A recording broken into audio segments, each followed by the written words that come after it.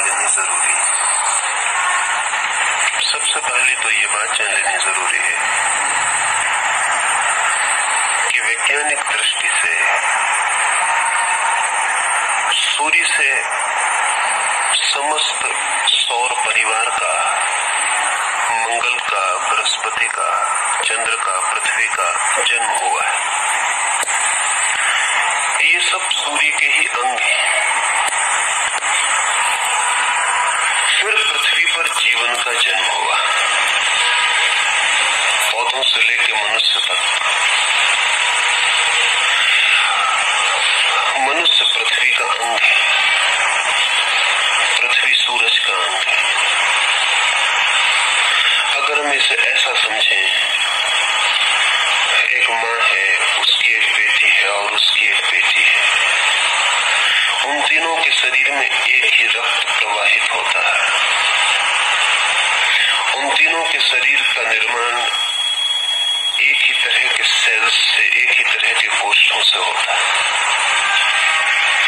और वैज्ञानिक एक शब्द का प्रयोग करते हैं, एम्पैथी का। जो चीजें एक से ही पैदा होती हैं, उनके भीतर एक अंतर समानुभूति होती है। सूर्य से पृथ्वी पैदा होती है, पृथ्वी से हम सबके शरीर निर्मित होते हैं। थोड़ा ही दूर फासले पर सूरज हमारा महापिता है। सूर्य पर जो भी घटित होता है वो हमारे रोम रोम में स्पंदित होता है, होगा ही, क्योंकि हमारा रोम रोम भी सूर्य से ही निर्मित है। सूर्य इतना दूर दिखाई पड़ता है, इतना दूर नहीं है। हमारे रक्त के एक एक कण में और हड्डी के एक एक टुकड़े में सूर्य के ही अणुओं का वास है। हम सूर्य के ही टुकड़े हैं। और यदि सूर्य से हम प्रभावित होते हो तो इसमें कुछ आश्चर्य नहीं। एम्पैथी है, समानुभूति है। समानुभूति को भी थोड़ा समझ लेना जरूरी है, तो ज्योतिष के एक आयाम में प्रवेश हो सकेगा। कल मैंने जुड़वा बच्चों की बात आपसे की। अगर एक ही अंडे से पैदा हुए दो बच्चों को दो कमरों में बंद कर दिया जाए, और इस तरह के बहुत से प्रयोग पिछले 50 वर्षों में किए गए। एक ही अंडज जुड़वा बच्चों को दो कमरों में बंद कर दिया गया।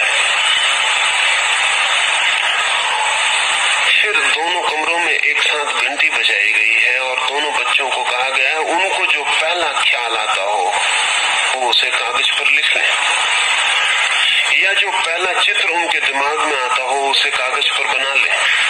और बड़ी हैरानी की बात है कि अगर 20 चित्र बनवाए गए हैं दोनों बच्चों से, तो उसमें 90% दोनों बच्चों के चित्र एक जैसे हैं। उनके मन में जो पहली विचारधारा पैदा होती है, जो पहला शब्द बनता है, जो पहला चित्र बनता है, ठीक उसके ही करीब वैसा ही विचार और वैसा ही शब्द दूसरे जुड़वा बच्चे के भीतर भी बनता और निर्मित होता है। इसे वैज्ञानिक कहते हैं एम्पैथी। इन दोनों के बीच इतनी समानता है कि ये एक से प्रतिध्वनित होते हैं। इन दोनों के भीतर अनजाने मार्गों से जैसे जोड़ है, कोई कम्युनिकेशन है। सूर्य और पृथ्वी के बीच ऐसा ही कम्युनिकेशन है, ऐसा ही संवाद है, प्रतिपल। और पृथ्वी और मनुष्य के बीच भी इसी तरह का संवाद है, प्रतिपल।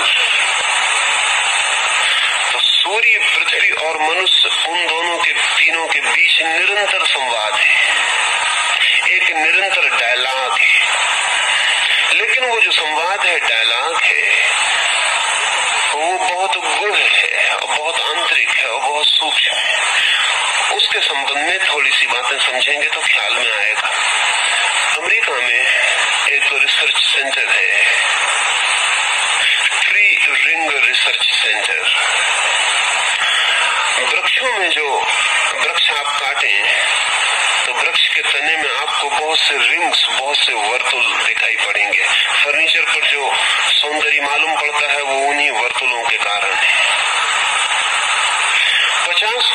ये रिसर्च केंद्र वृक्षों में जो वर्तुल बनते हैं उन पर काम कर रहा है। प्रोफेसर डगलस अब उसके डायरेक्टर हैं, जिन्होंने अपने जीवन का अधिकांश हिस्सा वृक्षों में जो वर्तुल बनते हैं, चक्र बन जाते हैं, उन पर ही पूरा व्यय किया है। बहुत से तथ्य हाथ लगे हैं। पहला तथ्य तो सभी को ज्ञात है साधारणता कि वृक्ष की उम्र उसमें बने हुए रिंग्स के द्वारा जानी जाती है, क्योंकि प्रति वर्ष एक रिंग वृक्ष में निर्मित होता है। एक छाल वृक्ष छोड़ देता है, अपनी चमड़ी छोड़ देता है और एक रिंग निर्मित हो जाता है। वृक्ष की कितनी उम्र है, उसके भीतर कितने रिंग बने, इनसे तय हो जाता है। अगर वो 50 साल पुराना है, उसने 50 पतझड़ देखे हैं, तो 50 रिंग उसके तने में निर्मित हो जाते हैं। और हैरानी की बात यह है कि इन तनों पर जो रिंग निर्मित होते हैं वो मौसम की भी खबर देते हैं। अगर मौसम बहुत गर्म और गीला रहा हो तो जो रिंग है वो चौड़ा निर्मित होता है। अगर मौसम बहुत सर्द और सूखा रहा हो तो जो रिंग है वो बहुत सकरा निर्मित होता है।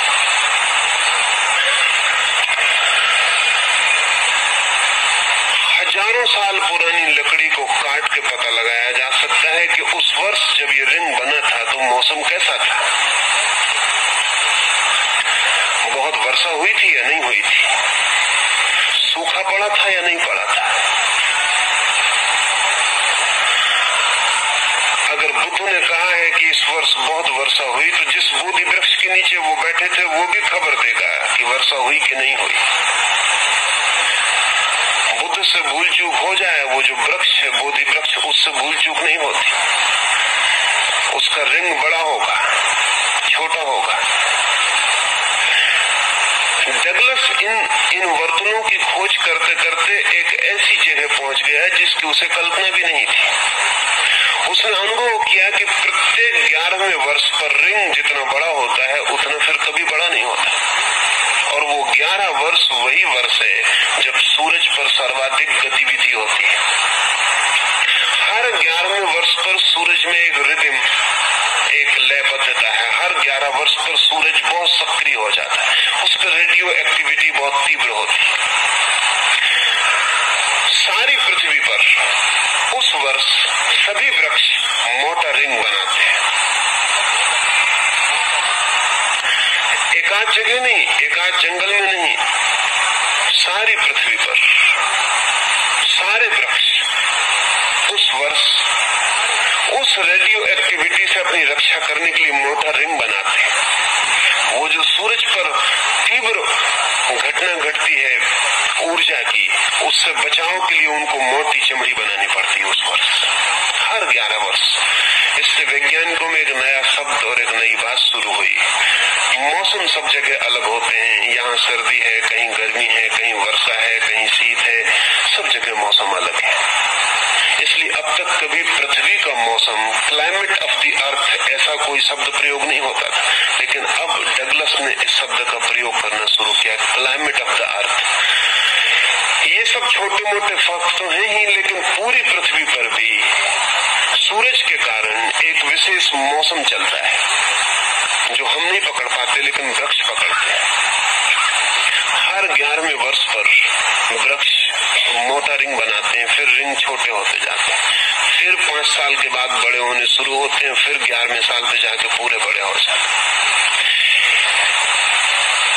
अगर वृक्ष इतने संवेदनशील हैं और सूरज पर होती हुई कोई भी घटना को इतनी व्यवस्था से अंकित करते हैं, तो क्या आदमी के चित्त में भी कोई परत होगी? क्या आदमी के शरीर में भी कोई संवेदना का सूक्ष्म रूप होगा? क्या आदमी भी कोई रिंग और वर्तुल निर्मित करता होगा अपने व्यक्तित्व में? अब तक साफ नहीं हो सका। अभी तक वैज्ञानिकों को साफ नहीं है कोई बात कि आदमी के भीतर क्या होता है, लेकिन ये असंभव मालूम पड़ता है कि जब वृक्ष भी सूर्य पर घटती घटनाओं को संवेदित करते हो तो आदमी किसी भांति संवेदित न करता हो। ज्योतिष जो जगत में कहीं भी घटित होता है वो मनुष्य के चित्त में भी घटित होता है, इसकी ही खोज है। इस पर हम पीछे बात करेंगे कि मनुष्य भी वृक्षों जैसी ही खबरें अपने भीतर लिए चलता है, लेकिन उसे खोलने का ढंग उतना आसान नहीं जितना वृक्ष को खोलने का ढंग आसान। वृक्ष को काटकर जितनी सुविधा से हम पता लगा लेते हैं उतनी सुविधा से आदमी को काट के पता नहीं लगा सकते हैं।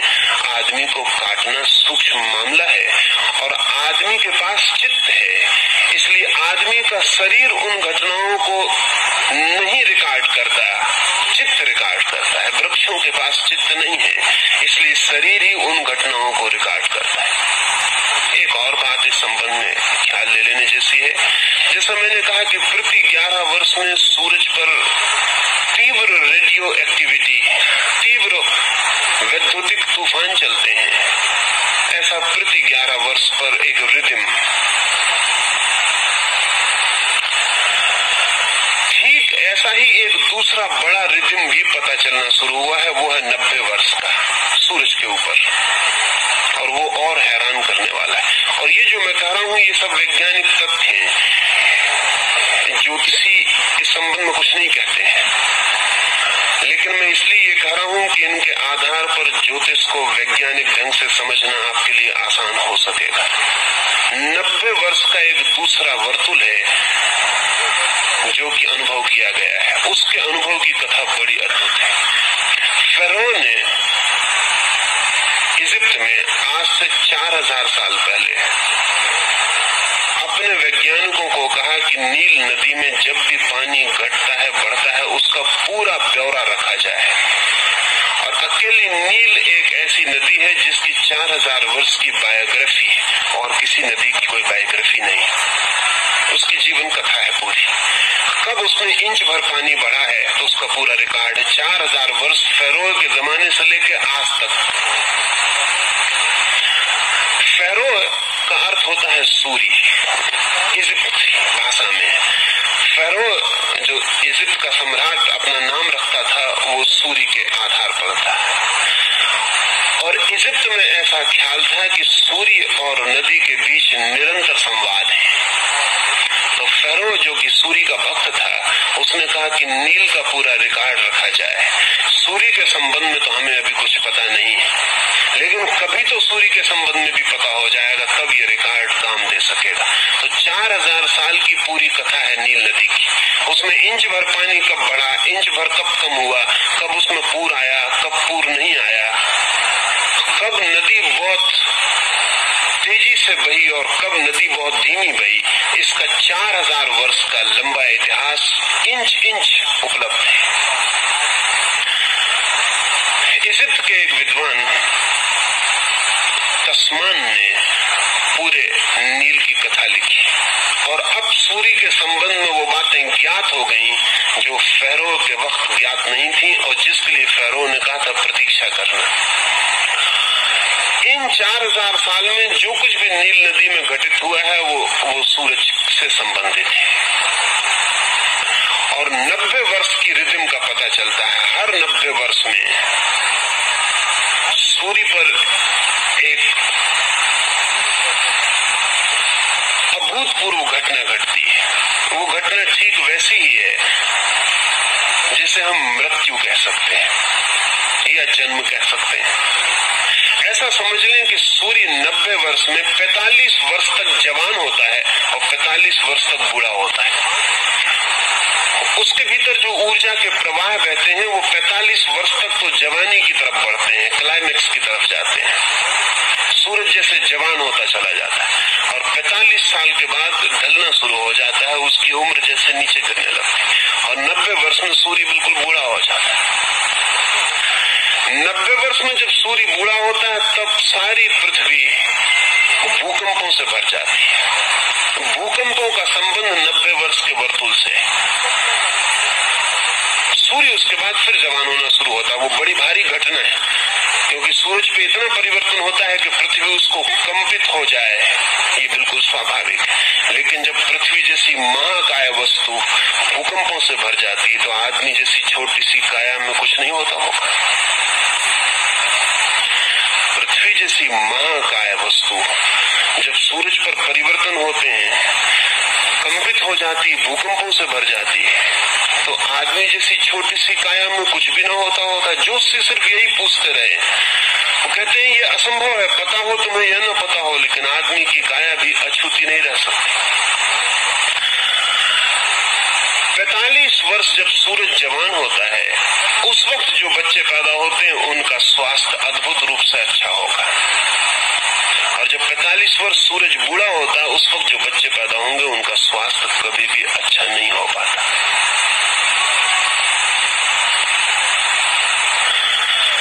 जब सूरज खुद ही ढलाव पर होता है, तब जो बच्चे पैदा होते हैं उनकी हालत ठीक वैसी है जैसे पूरब को नाव ले जानी हो और पश्चिम को हवा बहती हो। तो फिर बहुत डांड चलानी पड़ती है, फिर पतवार बहुत चलानी पड़ती है, और पाल काम नहीं करते, फिर पाल खोलकर नाव नहीं ले जाई जा सकती क्योंकि उल्टे बहना पड़ता है।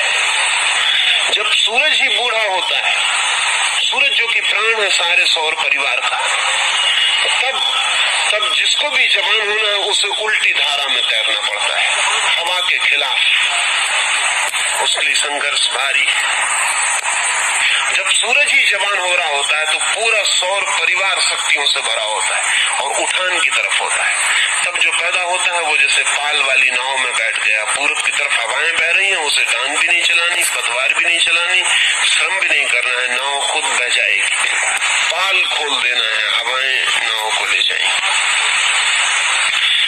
इस संबंध में अब वैज्ञानिकों को भी शक होने लगा है कि सूरज जब अपनी चरम अवस्था में जाता है तब पृथ्वी पर कम से कम बीमारियां होती हैं, और जब सूरज अपने उतार पर होता है तो पृथ्वी पर सर्वाधिक बीमारियां होती हैं। पृथ्वी पर 45 साल बीमारियों के होते हैं और 45 साल कम बीमारियों के होते हैं। नील ठीक 4000 वर्षों में हर 90 वर्ष में इसी तरह जवान और बूढ़ी होती रही है। जब सूरज जवान होता है तो नील में सर्वाधिक पानी होता है और 45 वर्ष तक उसमें पानी बढ़ता चला जाता है, और जब सूरज ढलने लगता है, बूढ़ा होने लगता है, तो नील का पानी नीचे गिरता चला जाता है, वो शिथिल होने लगती है और बूढ़ी हो जाती है।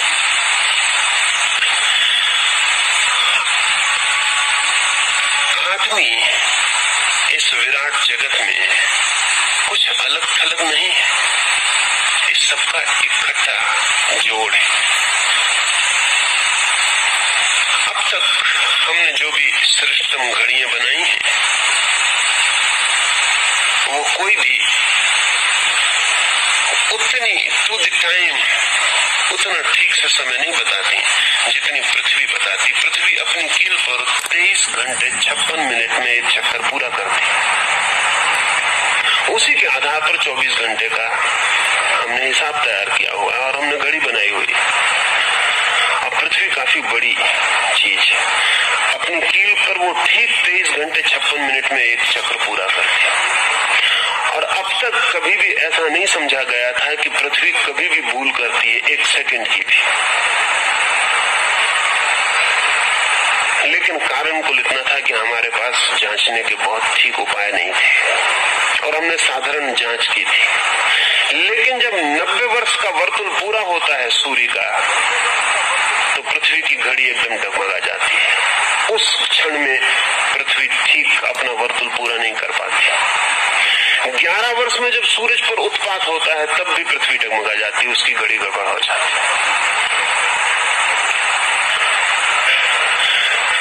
जब भी पृथ्वी की रोज अपनी यात्रा में नए नए प्रभावों के अंतर्गत आती, जब भी कोई नया प्रभाव, कोई नया कॉस्मिक इन्फ्लुएंस, कोई महातारा करीब हो जाता है, करीब का मतलब इस महाकाश में बहुत दूर होने पर भी चीजें बहुत करीब है, जरा सा करीब आ जाता है। हमारी हमारी भाषा बहुत समर्थ नहीं है, क्योंकि जब हम कहते हैं जरा सा करीब आ जाता, हम सोचते हैं शायद जैसे हमारे पास कोई आदमी आ गया। नहीं, फासले बहुत बड़े हैं।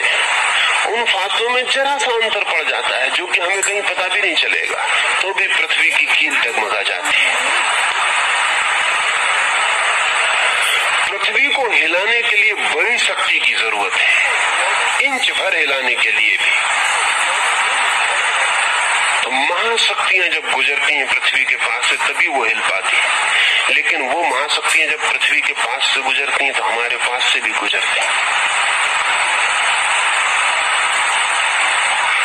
और ऐसा नहीं हो सकता कि जब पृथ्वी कंपित होती तो उस पर लगे हुए वृक्ष कंपित न हो, और ऐसा भी नहीं हो सकता कि जब पृथ्वी कंपित होती तो उस पर जीता और चलता हुआ मनुष्य कंपित न हो। सब कब जाता है, लेकिन कंपन इतने सूक्ष्म है कि हमारे पास कोई उपकरण नहीं थे अब तक कि हम जांच करते कि पृथ्वी कब जाती है, लेकिन अब तो उपकरण है।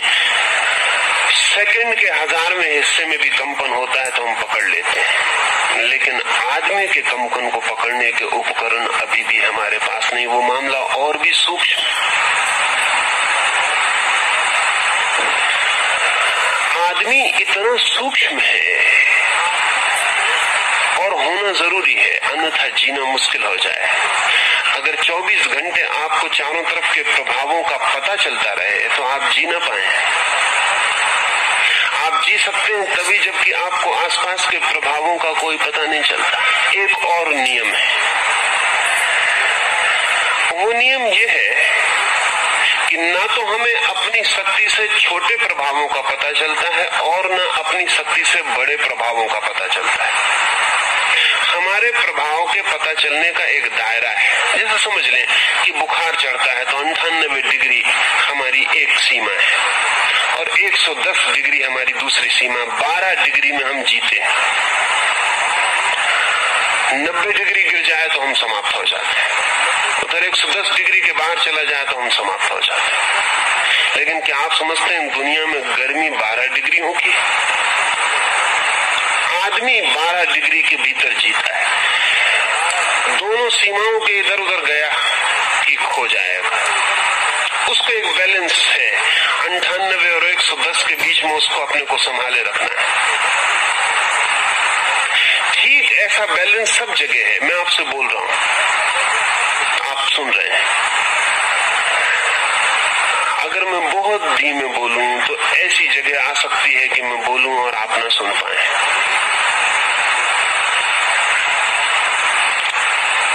लेकिन ये आपको ख्याल में जाएगा कि बहुत धीमे बोला जाए तो सुनाई नहीं पड़ेगा, लेकिन आपको ये ख्याल में ना आएगा कि इतने जोर से बोला जाए कि आप ना सुन पाए, तो आपको कठिन लगेगा, क्योंकि जोर से बोलेंगे तब तो सुनाई पड़ेगा ही नहीं। वैज्ञानिक कहते हैं हमारे सुनने की भी डिग्री है, उससे नीचे भी हम नहीं सुन पाते, उसके ऊपर भी हम नहीं सुन पाते। हमारे आसपास भयंकर आवाजें गुजर रही हैं लेकिन हम सुन नहीं पाते। एक तारा टूटता है आकाश में, कोई नया ग्रह निर्मित होता है या बिखरता है तो भयंकर गर्जनों वाली आवाजें हमारे चारों तरफ से गुजरती हैं। अगर हम उनको सुन पाए तो हम तत्काल बहरे हो जाएं, लेकिन हम सुरक्षित हैं क्योंकि हमारे कान सीमा में ही सुनते हैं। जो सूक्ष्म है उसको भी नहीं सुनते, जो विराट है उसको भी नहीं सुनते। एक दायरा है, बस उतने को सुन लेते हैं। देखने के मामले में भी हमारी वही सीमा है। हमारी सभी इंद्रियां एक दायरे के भीतर, न उसके ऊपर न उसके नीचे। इसीलिए आपका कुत्ता है वो आपसे ज्यादा सूंघ लेता है, उसका दायरा सूंघने का आपसे बड़ा है। जो आप नहीं सूंघ पाते कुत्ता सूंघ लेता है। जो आप नहीं सुन पाते आपका घोड़ा सुन लेता है, उसको सुनने का दायरा आपसे बड़ा है।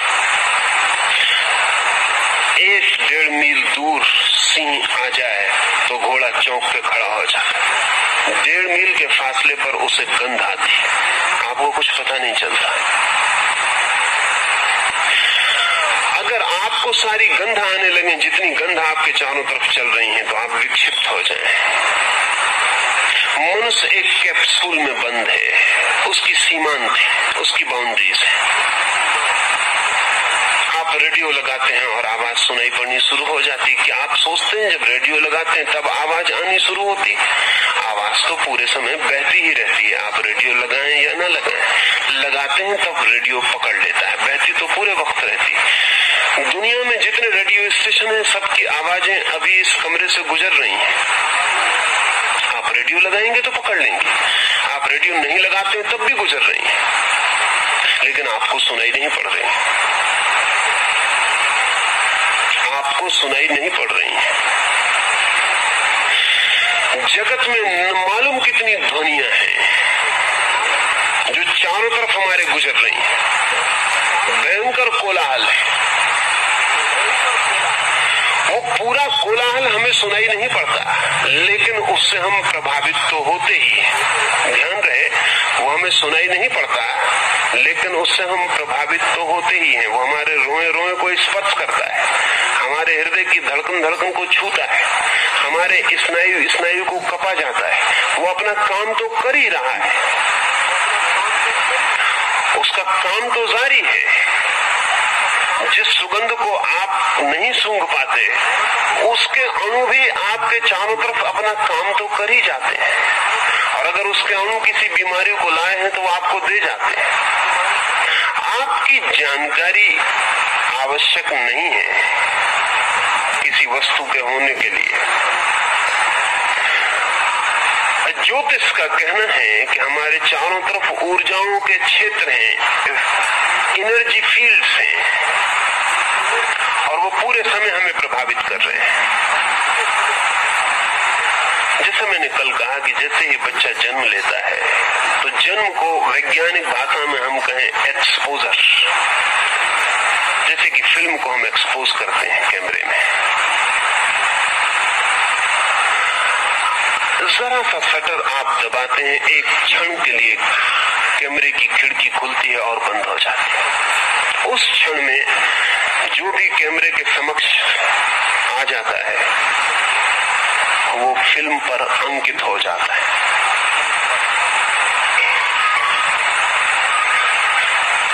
फिल्म एक्सपोज हो गई, अब दोबारा उस पर कुछ अंकित ना होगा, अंकित हो गया।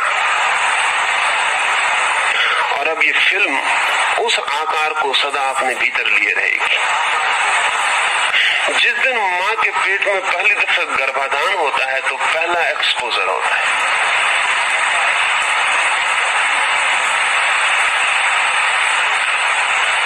जिस दिन मां के पेट से बच्चा बाहर आता है, जन्म लेता है, उस दिन दूसरा एक्सपोजर होता है। तो ये दोनों एक्सपोजर उस संवेदनशील चित्त पर फिल्म की भांति अंकित हो जाते हैं। पूरा जगत उस क्षण में बच्चा अपने भीतर अंकित कर लेता है और उसकी सिंपैथीज निर्मित हो जाती हैं। ज्योतिष इतना ही कहता है कि यदि वो बच्चा जब पैदा हुआ है तब अगर रात है, और जान के आप हैरान होंगे कि 70 से लेकर 90% तक बच्चे रात में पैदा होते हैं। ये थोड़ा हैरानी का है, क्योंकि आमतौर से 50% होने चाहिए। 24 घंटे का हिसाब है, इसमें कोई हिसाब भी ना हो, बेहिसाब भी बच्चे पैदा हों, तो 12 घंटे रात, 12 घंटे दिन, साधारण संयोग और कॉम्बिनेशन से ठीक है 50% हो जाए, कभी भूल चूक 2-4% इधर उधर हो, लेकिन 90% तक बच्चे रात में जन्म लेते हैं।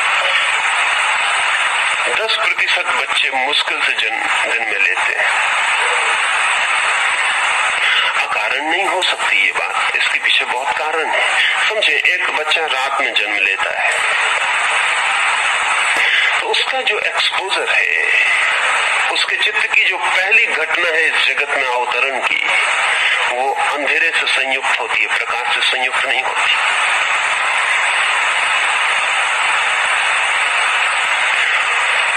ये सिर्फ उदाहरण के लिए कह रहा हूं, क्योंकि बात तो और विस्तीर्ण है। सिर्फ उदाहरण के लिए कह रहा हूं, उसके चित्त पर जो पहली घटना है वो अंधकार है।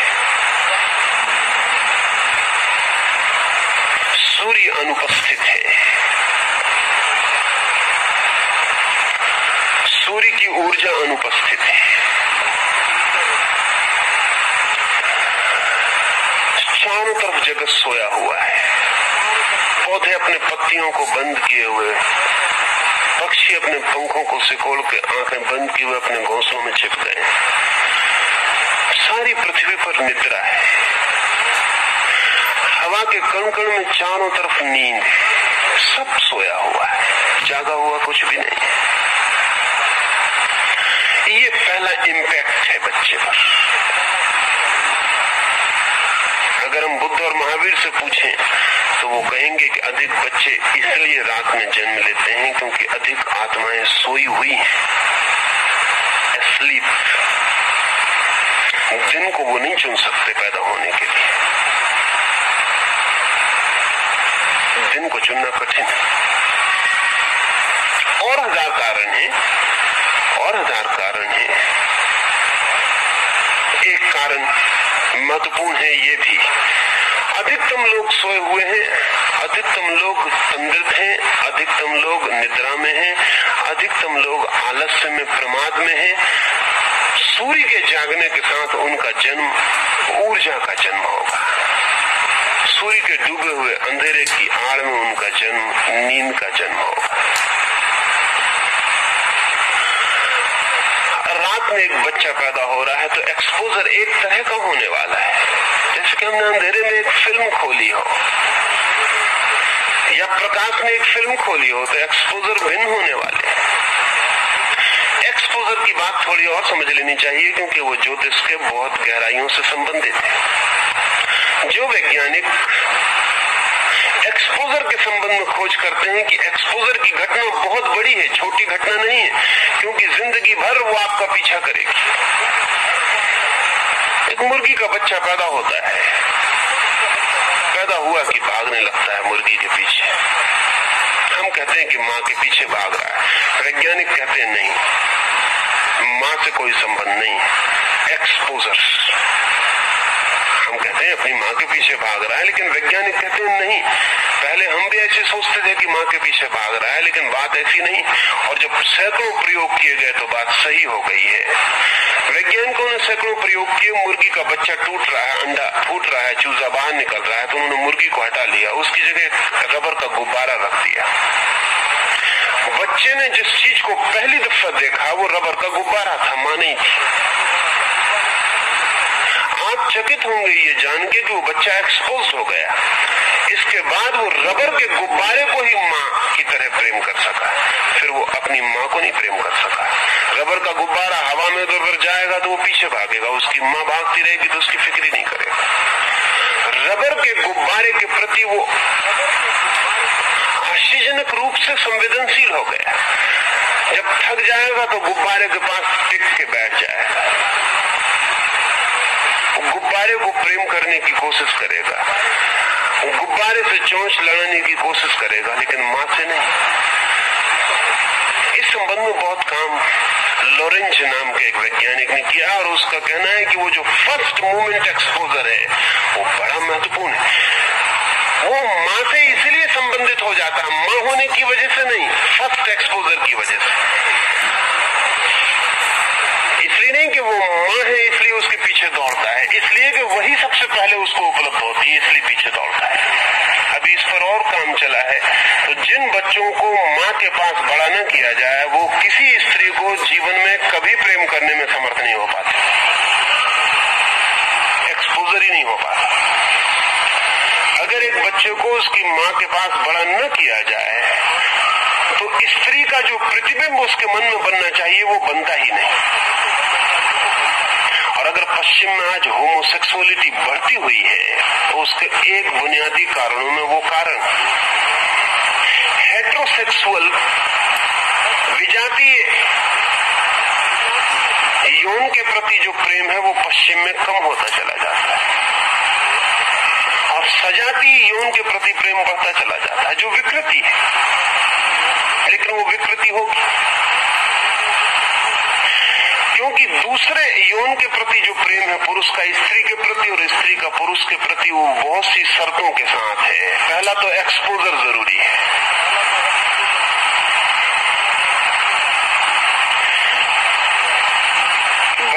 पैदा हुआ है तो उसके मन पर क्या एक्सपोज हो।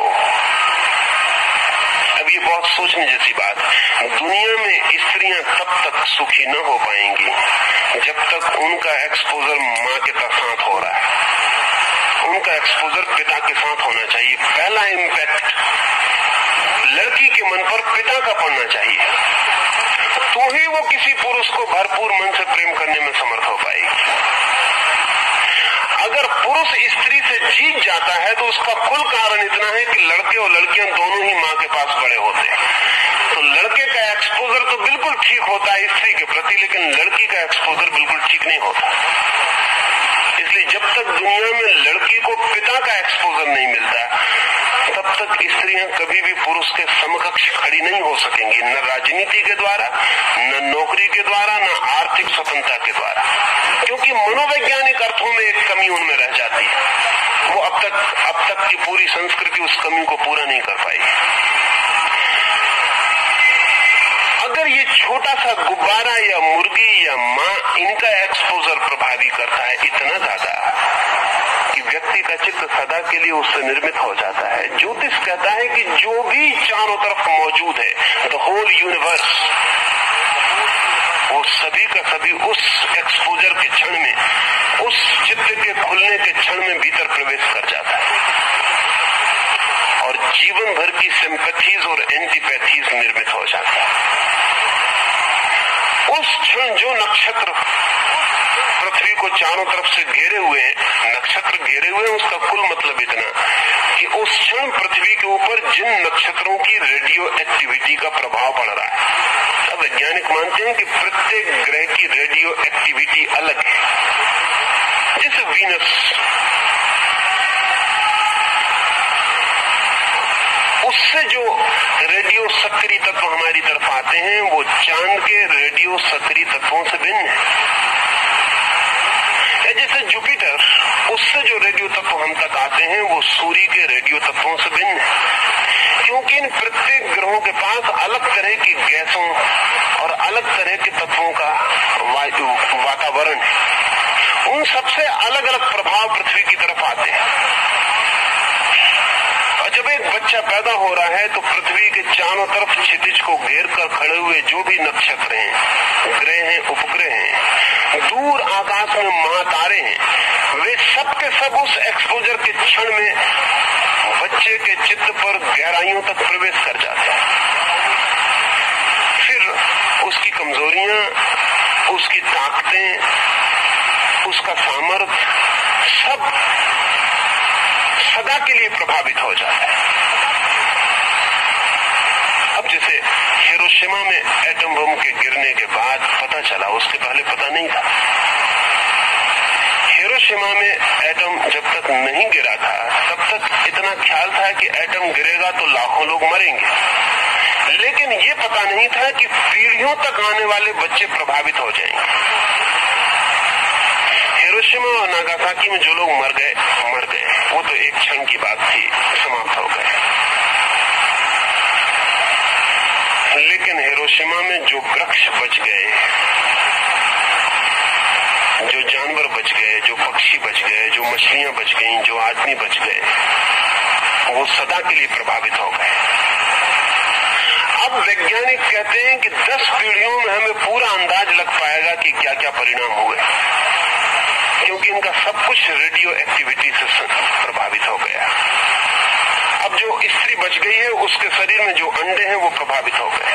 अब वो अंडे, कल उनमें से एक अंडा बच्चा बनेगा, वो बच्चा वैसे बच्चा नहीं होगा जैसा साधारण का होता, क्योंकि एक विशेष तरह की रेडियो सक्रियता उस अंडे में प्रवेश कर गई। वो लंगड़ा हो सकता है, लूला हो सकता है, अंधा हो सकता है, उसकी 4 आंखें भी हो सकती हैं, 8 हाथ भी हो सकते हैं, कुछ भी हो सकता है। अभी हम कुछ भी नहीं कह सकते कि वो कैसा होगा।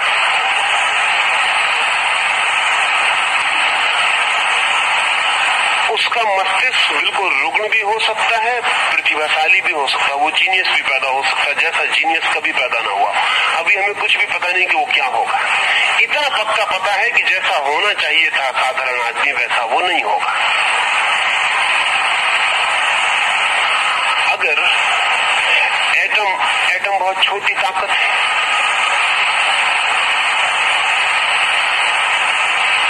हमारे लिए बहुत बड़ी ताकत है। एक एटम 1,20,000 आदमियों को मार पाया हिरोशिमा और नागासाकी में। वो बहुत छोटी ताकत है। सूर्य के ऊपर जो ताकत है उसका हम इससे कोई हिसाब नहीं लगा सकते। जैसे अरबों एटम बम एक साथ फूट रहे हो, उतनी रेडियो एक्टिविटी सूरज के ऊपर है। और असाधारण है ये, क्योंकि सूरज 4 अरब वर्षों से तो पृथ्वी को ही गर्मी दे रहा है, और उससे पहले से। और अभी भी वैज्ञानिक कहते हैं कि कम से कम 4,000 वर्ष तक तो ठंडे होने की कोई संभावना नहीं।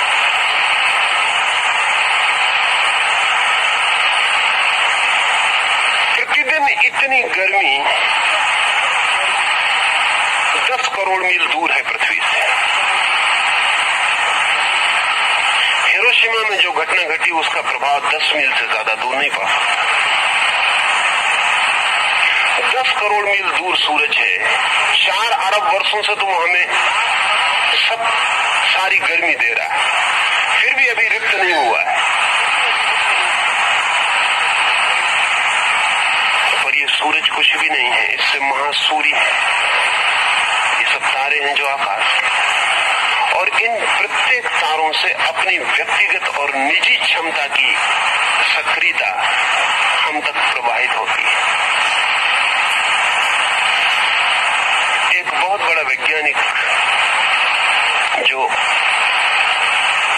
अंतरिक्ष में फैलती ऊर्जाओं के संबंध में अध्ययन कर रहा है,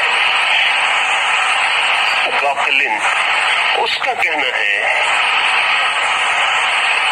कि जितनी ऊर्जाएं हमें अनुभव में आ रही हैं,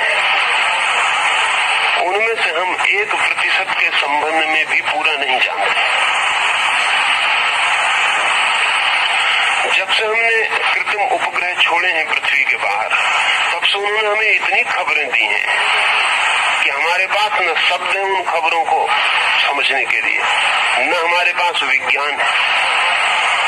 और इतनी ऊर्जाएं, इतनी एनर्जी चारों तरफ बह रही होंगी, इसकी हमें कल्पना ही नहीं। इस संबंध में एक बात और ख्याल में ले लेनी जरूरी है। इस जगत में, जैसा मैंने कल कहा, लोग सोचते हैं कि ज्योतिष कोई विकसित होता हुआ विज्ञान है। तो मैंने आपसे कहा हालत उल्टी।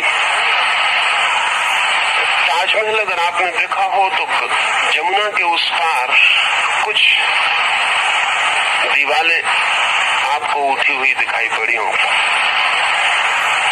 कहानी यह है कि शाहजहां ने मुमताज के लिए तो ताजमहल बनवाया, और अपने लिए जैसा संगमरमर का ताजमहल, ऐसी अपनी कब्र के लिए संग मूसा का काले पत्थर का महल वो जमुना के उस पार बना रहा है। लेकिन वो पूरा नहीं हो पाया। ऐसी कथा सदा से प्रचलित थी, लेकिन अभी ऐतिहासिकों ने खोज की है तो पता चला कि वो जो उस तरफ दीवारें उठी खड़ी हैं, वो किसी बनने वाले महल की दीवारें नहीं है, वो किसी बहुत बड़े महल की जो गिर चुका खंडर है। और उठती दीवारें और खंडर एक से मालूम पड़ सकते हैं। एक नए मकान की दीवार उठ रही है, अधूरी है, मकान बना नहीं।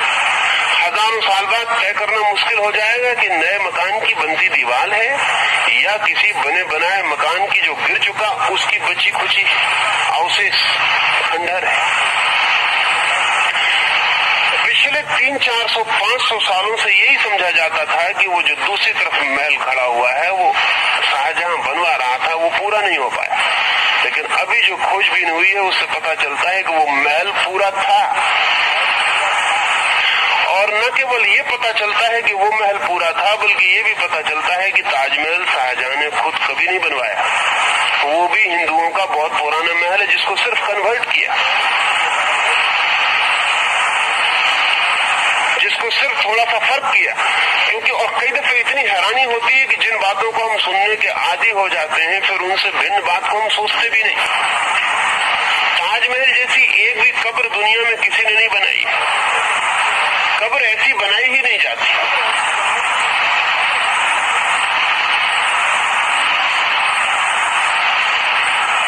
कब्र ऐसी बनाई ही नहीं जाती।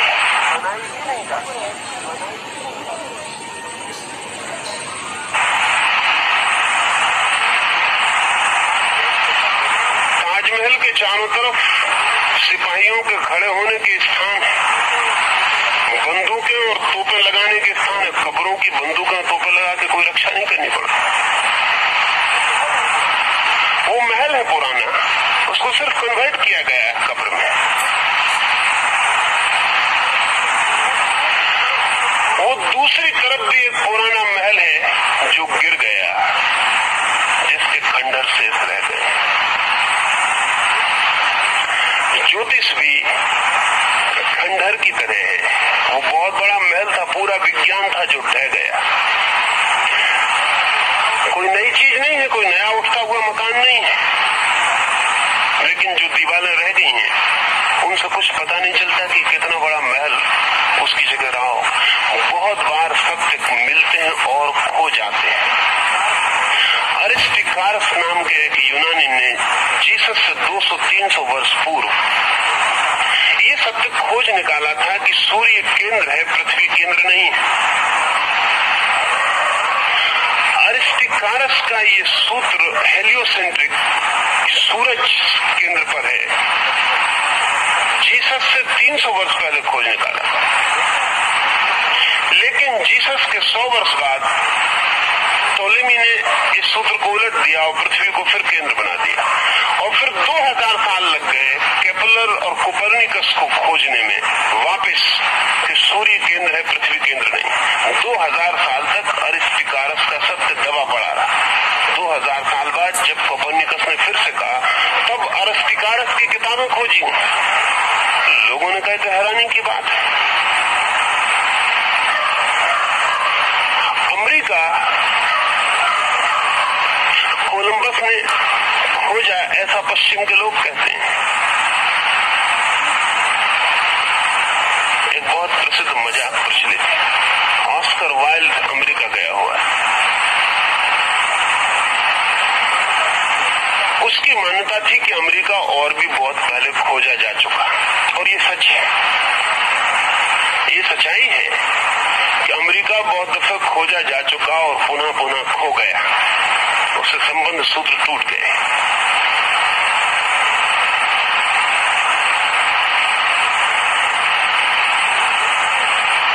एक व्यक्ति ने ऑस्कर वाइल्ड को पूछा कि हम सुनते हैं कि आप कहते हैं अमेरिका पहले भी खोजा जा चुका है,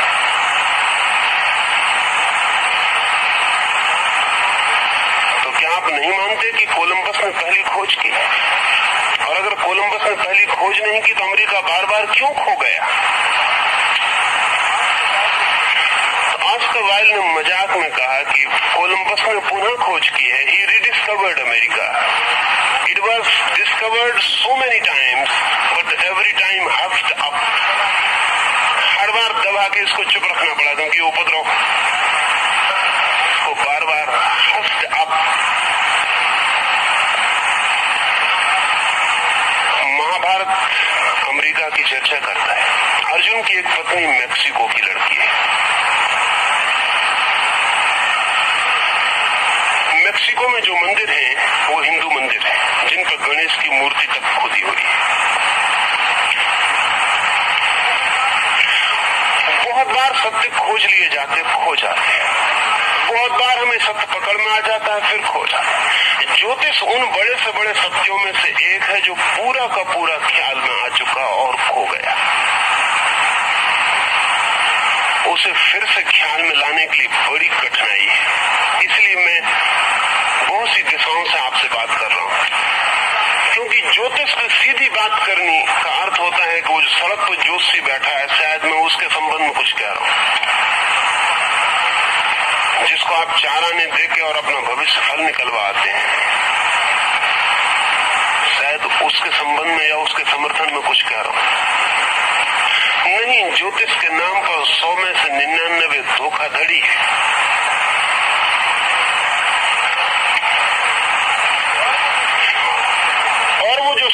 आदमी है 99 को छोड़ के उसे समझना बहुत मुश्किल है,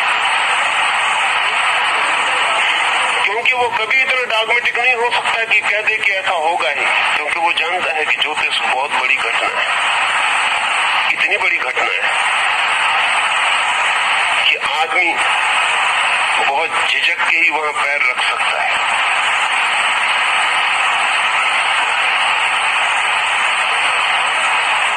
जब मैं ज्योतिष के संबंध में कुछ कह रहा हूं तो मेरा प्रयोजन है कि मैं उस पूरे विज्ञान को आपको बहुत तरफ से उसके दर्शन करा दूं, उस महल के, तो फिर आप भीतर बहुत आश्वस्त होकर प्रवेश कर सकें। और मैं जब ज्योतिष की बात कर रहा हूं तो ज्योतिषी की बात नहीं कर रहा हूं,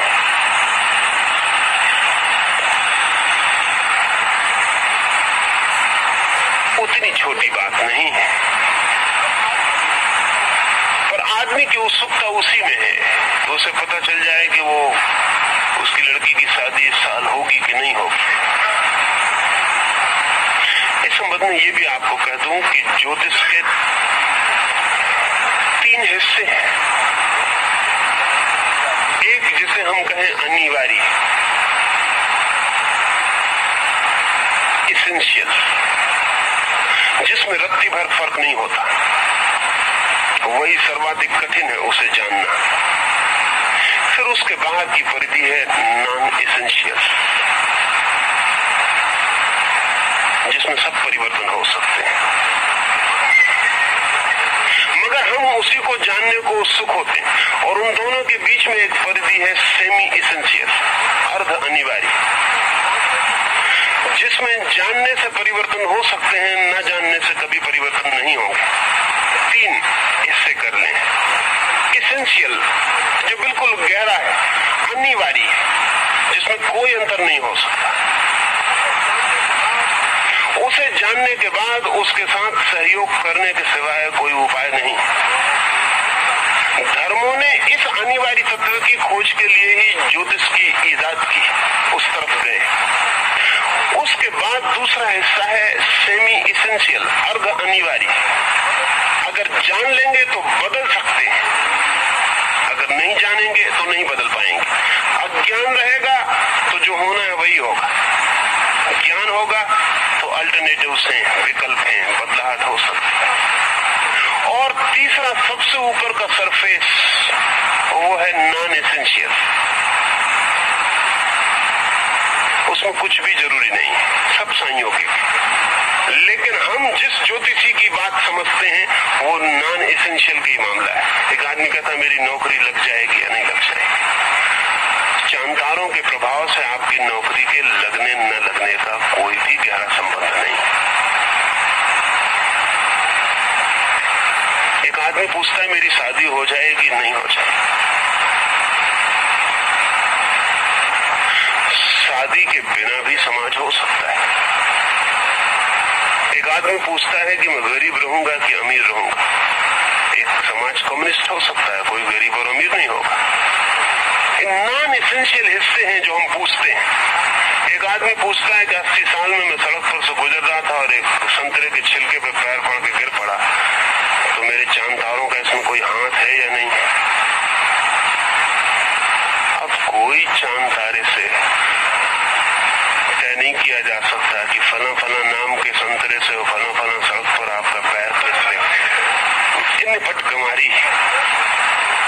लेकिन हमारी उत्सुकता इसमें है कि आज हम निकलेंगे सड़क पर से तो कोई छिलके पे पैर पड़ के फिसल तो नहीं जाएगा।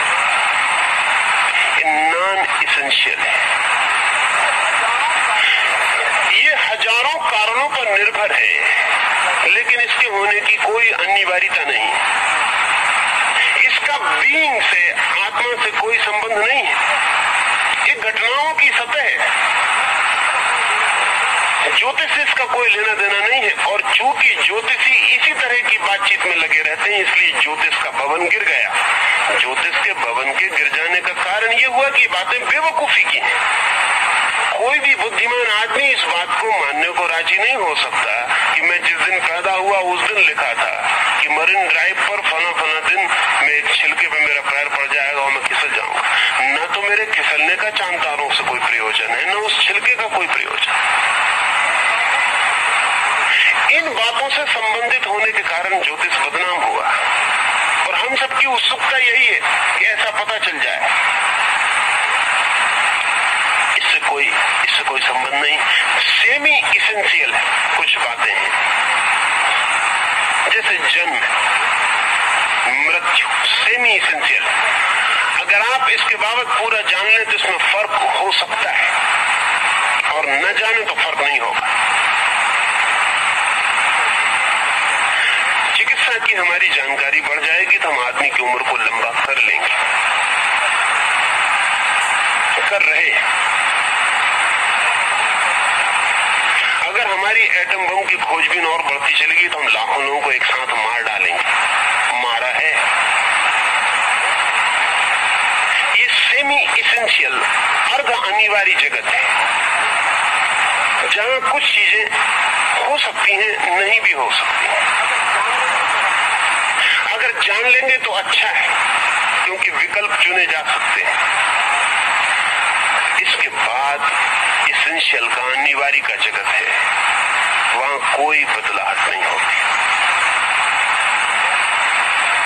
लेकिन हमारी उत्सुकता पहले तो नॉन इसेंशियल में रहती, कभी शायद किसी की सेमी इसेंशियल तक जाती।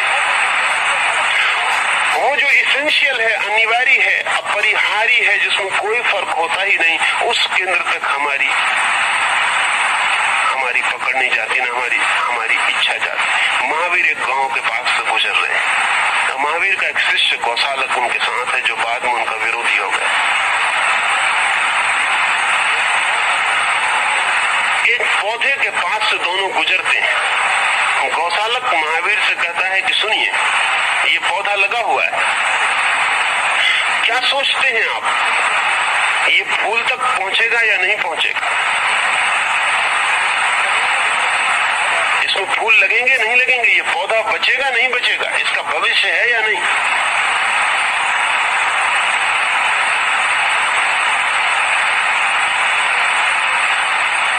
महावीर आंख बंद करके उसी पौधे के पास खड़े हो जाते। गौशालक पूछता है कि कहिए, आंख बंद करने से क्या होगा, टालिए मत। उसे पता भी नहीं कि महावीर आंख बंद करके क्यों खड़े हो गए। वो इसेंशियल की खोज कर रहे हैं। इस पौधे के बीइंग में उतरना जरूरी है, इस पौधे की आत्मा में उतरना जरूरी है। बिना इसके नहीं कहा जा सकता कि क्या होगा। आंख खोलकर महावीर कहते हैं कि पौधा फूल तक पहुंचेगा।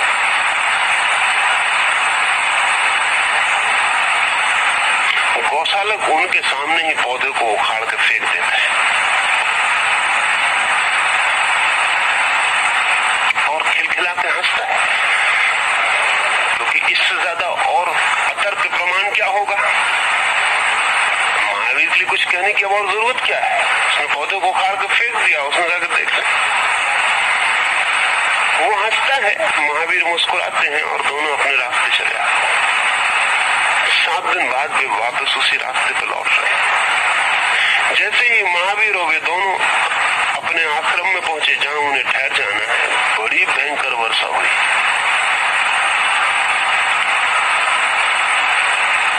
सात दिन तक मूसलाधार पानी पड़ता रहा। 7 दिन तक निकल नहीं सके, फिर लौट रहे। जब लौटते हैं तो ठीक उस जगह आके महावीर खड़े हो गए जहां वो 7 दिन पहले आंख बंद करके खड़े थे। देखा कि वो पौधा खड़ा है। जोर से वर्षा हुई, उसकी जड़ें वापस गीली जमीन को पकड़ गईं, वो पौधा खड़ा हो गया। महावीर फिर आंख बंद करके उसके पास खड़े हो गए। गौशालक बहुत परेशान हुआ, इस पौधे को फेंक गए थे।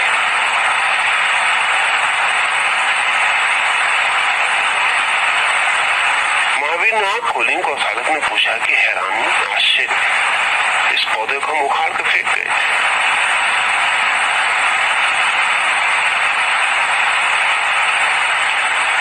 फिर खड़ा हो गया। महावीर ने कहा, ये फूल तक पहुंचेगा।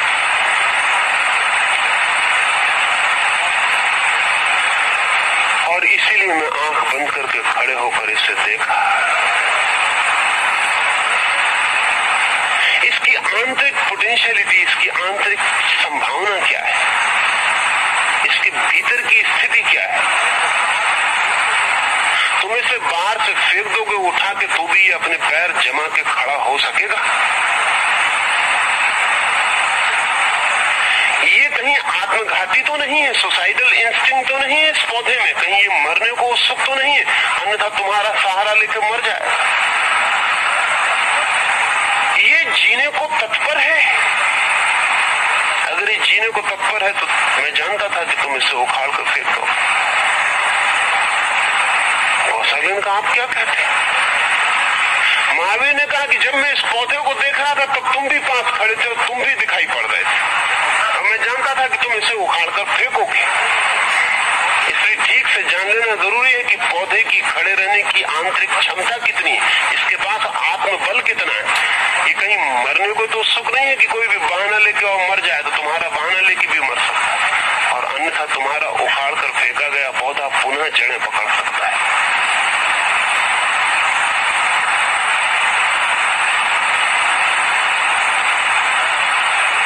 गौशालक की दोबारा उस पौधे को उखाड़ के फेंकने की हिम्मत न पड़ी, डरा। पिछली बार गौशालक हंसता हुआ गया था, इस बार महावीर हंसते हुए आगे बढ़े। गौशालक रास्ते में पूछने लगा, आप हंसते क्यों? महावीर ने कहा कि मैं सोचता था कि देखें तुम्हारी सामर्थ्य कितनी है, अब तुम दोबारा इसे उखाड़ कर फेंकते हो या नहीं।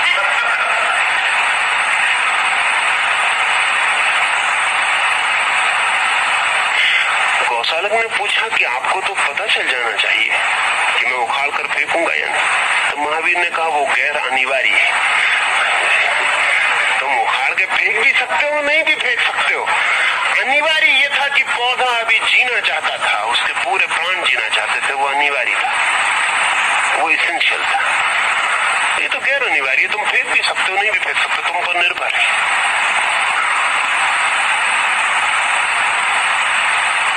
लेकिन तुम पौधे से कमजोर सिद्ध हुए, हार गए हो। महावीर से गौशालक के नाराज हो जाने के कुछ कारणों में एक कारण ये पौधा भी था, महावीर को छोड़कर चले जाने।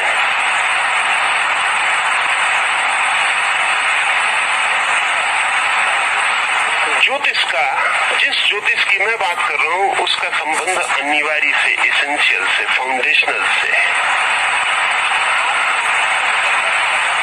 आपकी उत्सुकता ज्यादा से ज्यादा सेमी एसेंशियल तक जाती है। पता लगाना चाहते हैं कितने दिन जीऊंगा, मर तो नहीं जाऊंगा। जीकर क्या करूंगा, जी ही लूंगा तो क्या करूंगा, इस तक आपकी उत्सुकता नहीं पहुंचती। मरूंगा तो मरते में क्या करूंगा, इस तक आपकी उत्सुकता नहीं पहुंचती। घटनाओं तक पहुंचती, आत्माओं तक नहीं पहुंचती। जब मैं जी रहा हूं तो घटना है, सिर्फ जीकर मैं क्या कर रहा हूं, जीकर मैं क्या हूं, वो मेरी आत्मा है। जब मैं मरूंगा वो तो घटना होगी, लेकिन मरते क्षण में मैं क्या होऊंगा, क्या करूंगा, वो मेरी आत्मा होगी। हम सब मरेंगे, मरने के मामले में सबकी घटना एक सी घटेगी, लेकिन मरने के संबंध में, मरने के क्षण में हमारी स्थिति सबकी भिन्न होगी। कोई मुस्कुराते हुए मर सकता है,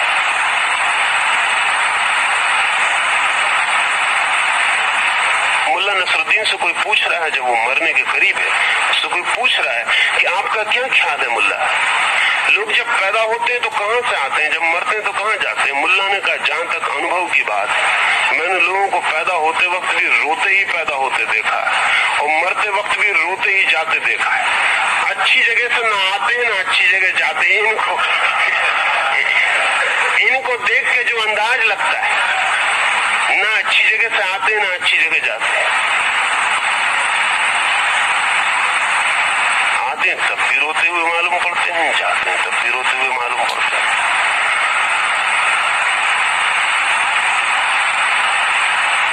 लेकिन नसरुद्दीन जैसा आदमी हंसता हुआ मर सकता है। मौत तो घटना है, लेकिन हंसते हुए मरना आत्मा है। तो आप मुझसे पूछे कि मैं हंसते हुए मरूंगा कि रोते हुए, नहीं पूछा होगा। पूरी पृथ्वी पे एक आदमी नहीं पूछा जो उससे जागे कि मैं मरते वक्त हंसते हुए मरूंगा कि रोते हुए मरूंगा। ये पूछने जैसी बात है, लेकिन ये एसेंशियल एस्ट्रोलॉजी से जुड़ी हुई बात है। आप पूछते हैं कब मरूंगा, जैसे मरना अपने आप में मूल्यवान है बहुत। कब तक जीऊंगा, जैसे बस जी लेना काफी है। किस लिए जीऊंगा, क्यों जीऊंगा, जीकर क्या करूंगा, जीकर क्या हो जाऊंगा, कोई पूछने नहीं जाता। इसलिए महल गिर गया, क्योंकि वो महल गिर जाएगा जिसके आधार नॉन एसेंशियल पर रखे हो। गैर जरूरी चीजों पर जिसकी हमने दीवारें खड़ी कर दी हो, वो कैसे टिकेगा। आधार सिलाएं चाहिए। मैं जिस ज्योतिष की बात कर रहा हूं, आप जिससे ज्योतिष समझते रहे हैं, उससे गहरी, उससे भिन्न, उससे आयाम और है। मैं इस बात की चर्चा कर रहा हूं कि कुछ आपके जीवन में अनिवार्य है, और वो अनिवार्य आपके जीवन में और जगत के जीवन में संयुक्त, लयबद्ध है, अलग अलग नहीं। उसमें पूरा जगत भागीदार है, उसमें आप अकेले नहीं। जब बुद्ध को ज्ञान हुआ तो बुद्ध ने दोनों हाथ जोड़कर पृथ्वी पर सिर टेक दिया। कथा है कि आकाश से देवता बुद्ध को नमस्कार करने आए थे कि वो परम ज्ञान को उपलब्ध हुए। बुद्ध को पृथ्वी पर हाथ टेके सिर रखे देखकर वो चकित हुए। उन्होंने पूछा कि तुम और किसको नमस्कार कर रहे हो, क्योंकि हम तो तुम्हें नमस्कार करने स्वर्ग से आते हैं, और हम तो नहीं जानते कि बुद्ध भी किसी को नमस्कार करे, ऐसा कोई है। बुद्ध तो आखिरी बात है। बुद्ध ने आंखें खोली और बुद्ध ने कहा, जो भी घटित हुआ है उसमें मैं अकेला नहीं हूं, सारा विश्व। तो इस सबको धन्यवाद देने के लिए सिर टेक दिया है। ये एसेंशियल एस्ट्रोलॉजी से बंधी हुई बात है। सारा जगत, इसलिए बुद्ध अपने भिक्षुओं से कहते थे कि जब भी तुम्हें कुछ भी भीतरी आनंद मिले, तत्क्षण अनुग्रहित हो जाना समस्त जगत के, क्योंकि तुम अकेले नहीं हो। अगर सूरज न निकलता, अगर चांद न निकलता, अगर एक रत्ती भर भी घटना और घटी होती तो तुम्हें ये नहीं होने वाला था जो हुआ है। माना कि तुम्हें हुआ है, लेकिन सबका हाथ है, सारा जगत उसमें इकट्ठा है। एक कॉस्मिक जागतिक अंतर संबंध का नाम ज्योतिष है। तो बुद्ध ऐसा नहीं कहेंगे कि मुझे हुआ है। बुद्ध इतने कहते हैं कि जगत को मेरे मध्य हुआ है। ये जो घटना घटी है एनलाइटनमेंट की, ये जो प्रकाश का आविर्भाव हुआ है, ये जगत ने मेरे बहाने जाना है। मैं सिर्फ एक बहाना हूं, एक क्रॉस रोड जहां सारे जगत के रास्ते आके मिल गए। कभी आपने ख्याल किया कि चौराहा बड़ा भारी होता है, लेकिन चौराहा अपने में कुछ नहीं होता। वो जो चार रास्ते आके मिले होते, उन चारों को हटा लें तो चौराहा विदा हो जाता है। हम सब क्रिस क्रॉस पॉइंट्स हैं, जहां जगत की अनंत शक्तियां आके एक बिंदु को काटती हैं, वहां व्यक्ति निर्मित हो जाता है, इंडिविजुअल बन जाता है।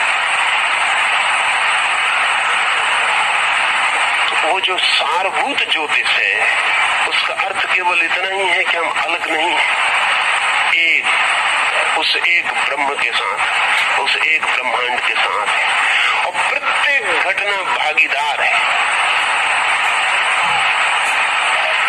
तो बुद्ध ने कहा है कि मुझसे पहले जो बुद्ध हुए उनको नमस्कार करता हूं, और मेरे बाद जो बुद्ध होंगे उनको नमस्कार करता हूं। किसी ने पूछा कि आप उनको नमस्कार करें जो आपके पहले हुए, समझ में आता है, क्योंकि हो सकता है उनसे कोई जाना अनजाना ऋण हो, क्योंकि जो आपके पहले जान चुके हैं उनके ज्ञान ने आपको साथ दिया हो, लेकिन जो अभी हुए ही नहीं, उनसे आपको क्या लेना देना, उनसे आपको कौन सी सहायता मिली। तो बुद्ध ने कहा जो हुए हैं उनसे भी मुझे सहायता मिली है, जो अभी नहीं हुए हैं उनसे भी मुझे सहायता मिली है।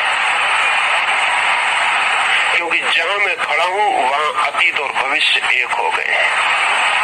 वहां जो जा चुका वो उससे मिल रहा है जो अभी आने को है।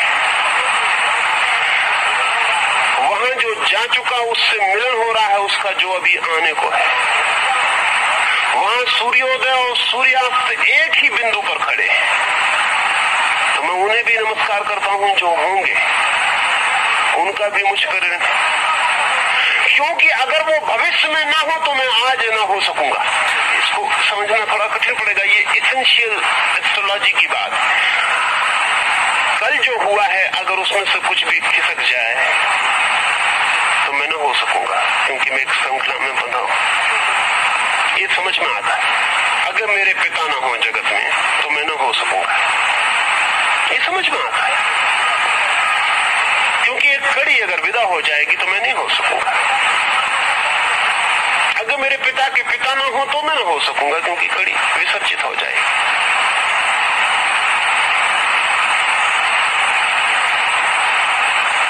लेकिन मेरा भविष्य अगर उसमें कोई कड़ी ना हो तो मैं ना हो सकूंगा, समझना बहुत मुश्किल पड़ेगा। तो उससे क्या लेना देना, मैं तो हो ही गया हूं। लेकिन बुद्ध कहते हैं कि अगर भविष्य में भी जो होने वाला है वो ना हो तो मैं ना हो सकूंगा, क्योंकि भविष्य और अतीत दोनों के बीच की मैं कड़ी हूं। कहीं भी कोई बदलाहट होगी तो मैं वैसे नहीं हो सकूंगा जैसा हूं। कल ने भी मुझे बनाया, आने वाला कल भी मुझे बनाता है। यही ज्योतिष है। बीता कल ही नहीं, आने वाला कल भी, जा चुका नहीं, जो आ रहा है वो भी, जो सूरज पृथ्वी पे उगे वो नहीं, जो उगेंगे वो भी भागीदार हैं। वो भी आज के क्षण को निर्मित कर रहे हैं, क्योंकि जो वर्तमान का क्षण है ये हो ही ना सकेगा अगर भविष्य का क्षण इसके आगे ना खड़ा हो। उसके सहारे ही ये हो पाता है। हम सबके हाथ भविष्य के कंधे पर रखे हुए हैं, हम सबके पैर अतीत के कंधों पर पड़े हुए हैं, हम सबके हाथ भविष्य के कंधों पर रखे हुए हैं। नीचे तो हमें दिखाई पड़ता है कि अगर मेरे नीचे जो खड़ा है वो ना हो तो मैं गिर जाऊंगा, लेकिन भविष्य में मेरे जो फैले हाथ हैं, वो जो कंधों को पकड़े हुए हैं, अगर वो भी ना हो तो भी मैं गिर जाऊंगा। जब कोई व्यक्ति अपने को इतनी आंतरिक एकता में अतीत और भविष्य के बीच जुड़ा हुआ पाता है, तब वो ज्योतिष को समझ पाता है, तब ज्योतिष धर्म बन जाता है, तब ज्योतिष अध्यात्म हो जाता है। और नहीं तो वो जो नॉन एसेंशियल है, गैर जरूरी है, उससे जुड़ के ज्योतिष सड़क की मदारीगिरी हो जाता है, उसका फिर कोई मूल्य नहीं रह जाता। श्रेष्ठतम विज्ञान भी जमीन पर पड़ के धूल की कीमत के हो जाते हैं। हम उनका क्या उपयोग करते हैं इस पर सारी बात निर्भर है। इसलिए मैं बहुत द्वारों से एक तरफ आपको धक्का दे रहा हूं कि आपको ये ख्याल में आ सके कि सब संयुक्त है। संयुक्तता, इस जगत का एक परिवार होना या एक ऑर्गेनिक बॉडी होना, एक शरीर की तरह होना। मैं सांस लेता हूं तो पूरा शरीर प्रभावित होता है। सूरज सांस लेता है तो पृथ्वी प्रभावित होती है, और दूर के महासूरी हैं वो भी कुछ करते हैं तो पृथ्वी प्रभावित होती है, और पृथ्वी प्रभावित होती तो हम प्रभावित होते हैं। सब चीज, छोटा सा रोआ तक महान सूर्यों के साथ जुड़ के कपता है, कंपित होता है। ये ख्याल में आ जाए तो हम सारभूत ज्योतिष में प्रवेश कर सकें और असारभूत ज्योतिष की जो व्यर्थताएं हैं उनसे भी बच सकें। क्षुद्रतम बातें हम ज्योतिष से जोड़ के बैठ गए हैं, अति क्षुद्र, जिनका कहीं भी कोई मूल्य नहीं, और उनको जोड़ने की वजह से बड़ी कठिनाई होती है। जैसे हमने जोड़ रखा है कि एक आदमी गरीब पैदा होगा या एक आदमी अमीर पैदा होगा तो इसका संबंध ज्योतिष से होगा, नहीं, गैर जरूरी बात है। अगर आप नहीं जानते हैं तो ज्योतिष से संबंध जुड़ा रहेगा, अगर आप जान लेते हैं तो आपके हाथ में आ जाएगा। एक बहुत मीठी कहानी आपको कहूं तो ख्याल में आए, जिंदगी ऐसा ही बैलेंस है, ऐसा ही संतुलन है। मोहम्मद का एक शिष्य है अली, और अली मोहम्मद से पूछता है कि बड़ा विवाद है सदा से कि मनुष्य स्वतंत्र है अपने कृत्य में या परतंत्र, बंधा है कि मुक्त, मैं जो करना चाहता हूं वो कर सकता हूं या नहीं कर सकता हूं। सदा से आदमी ने ये पूछा है, क्योंकि अगर हम कर ही नहीं सकते कुछ तो फिर किसी आदमी को कहना चोरी मत करो, झूठ मत बोलो, ईमानदार बनो, ना समझी। एक आदमी अगर चोर होने को ही बंधा है तो ये समझाते फिरना कि चोरी मत करो, ना समझी। या फिर ये हो सकता है कि एक आदमी के भाग में बंधा है कि वो यही समझाता रहे कि चोरी ना करो, जानते हुए कि चोर चोरी करेगा, बेईमान बेईमानी करेगा, असाधु असाधु होगा, हत्या करने वाला हत्या करेगा, लेकिन अपने भाग में ये बता है कि अपन लोगों को कहते फिरो कि चोरी मत करो। एब्सर्ड है।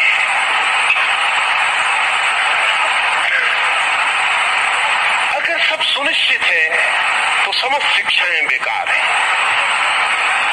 सब प्रोफेट, सब पैगंबर, सब तीर्थंकर व्यर्थ है। महावीर से भी लोग पूछते हैं, बुद्ध से भी लोग पूछते हैं, अगर होना है वही होना है तो आप समझा क्यों रहे, किस लिए समझा रहे। मोहम्मद से भी अली पूछता है कि आप क्या कहते हैं। अगर महावीर से पूछा होता अली ने तो महावीर ने जटिल उत्तर दिया होता, अगर बुद्ध से पूछा होता तो बड़ी गहरी बात कही होती, लेकिन मोहम्मद ने वैसा उत्तर दिया जो अली की समझ में आ सकता था। कई बार मोहम्मद के उत्तर बहुत सीधे और साफ है। अक्सर ऐसा होता है, जो लोग कम पढ़े लिखे हैं, ग्रामीण हैं, उनके उत्तर सीधे और साफ होते हैं, जैसे कबीर के या नानक के या मोहम्मद के या जीसस के। बुद्ध और महावीर के और कृष्ण के उत्तर जटिल है। वो संस्कृति का मक्खन है। जीसस की बात ऐसी जैसे किसी ने लठ सिर पे मार दिया हो। कबीर तो कहते ही हैं, कबीरा खड़ा बाजार में लिए लुकाठी हाथ, लठ लिए बाजार में खड़े, कोई आए हम उसका सिर खोल दें। मोहम्मद ने कोई बहुत मेटाफिजिकल बात नहीं की। मोहम्मद ने कहा अली एक पैर उठा के खड़ा हो जा। अली ने कहा कि हम पूछते हैं कि कर्म करने में आदमी स्वतंत्र है कि परतंत्र। मोहम्मद ने कहा तू पहले एक पैर उठा। अली बेचारा एक पैर बायां पैर उठा के खड़ा हो गया। मोहम्मद ने कहा अब तू दायां भी उठा ले। अली ने कहा आप क्या बातें करते हैं। तो मोहम्मद ने कहा कि अगर तू चाहता पहले तो दायां भी उठा सकता था, अब नहीं उठा सकता।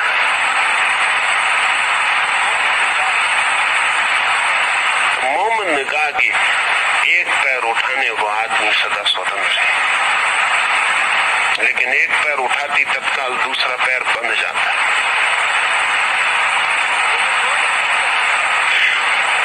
वो जो नॉन एसेंशियल हिस्सा है हमारी जिंदगी का, जो गैर जरूरी हिस्सा है, उसमें हम पूरी तरह पैर उठाने को स्वतंत्र है, लेकिन ध्यान रखना उसमें उठाए गए पैर भी एसेंशियल हिस्से में बंधन बन जाता है। वो जो बहुत जरूरी है वहां भी फंसाव पैदा हो जाता है। गैर जरूरी बातों में पैर उठाते हैं और जरूरी बातों में फंस जाते हैं। मोहम्मद ने कहा कि तू उठा सकता था पहला पैर भी, दायां भी उठा सकता था, कोई मजबूरी न थी, लेकिन अब चूंकि तू बायां उठा चुका है इसलिए दायां उठाने में असमर्थता हो गई। आदमी की सीमाएं, सीमाओं के भीतर स्वतंत्रता है। स्वतंत्रता सीमाओं के बाहर नहीं है।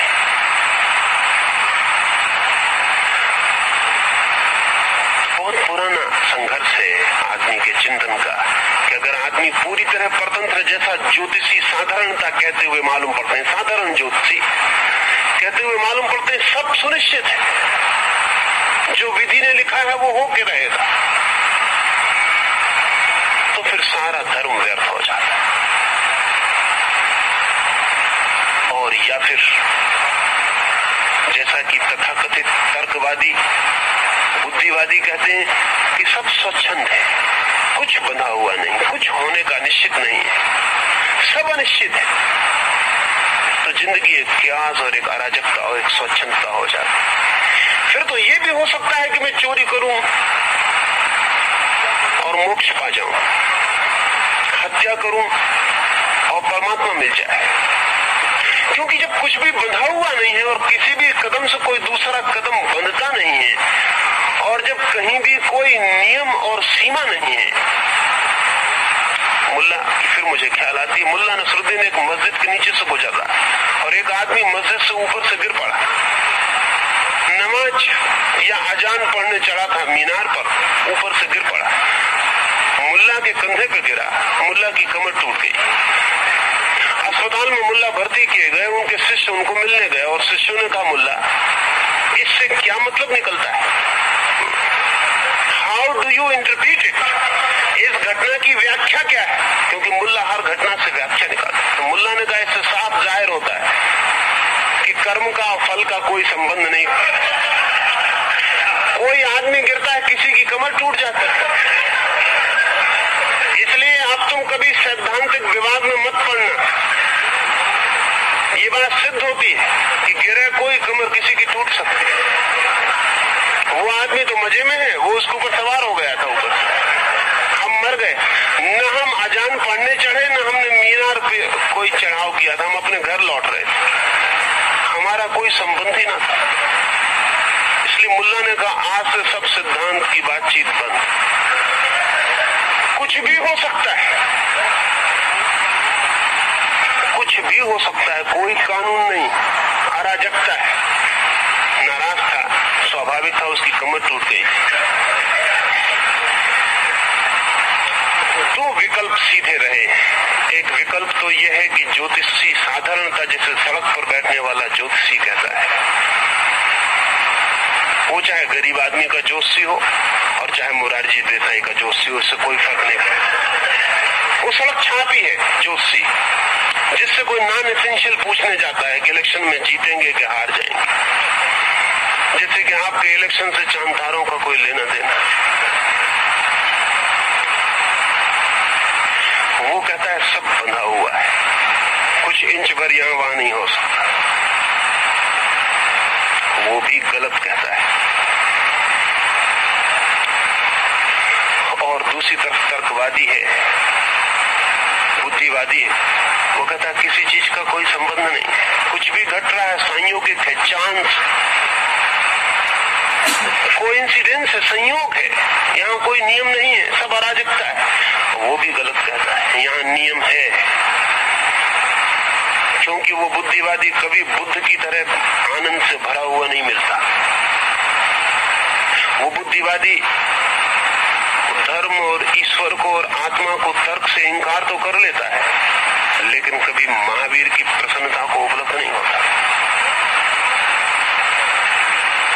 जरूर महावीर कुछ करते हैं जिससे उनकी प्रसन्नता फलित होती है, और बुद्ध कुछ करते हैं जिससे उनकी समाधि निकलती है, और कृष्ण कुछ करते हैं जिससे उनकी बांसुरी के स्वर अलग है।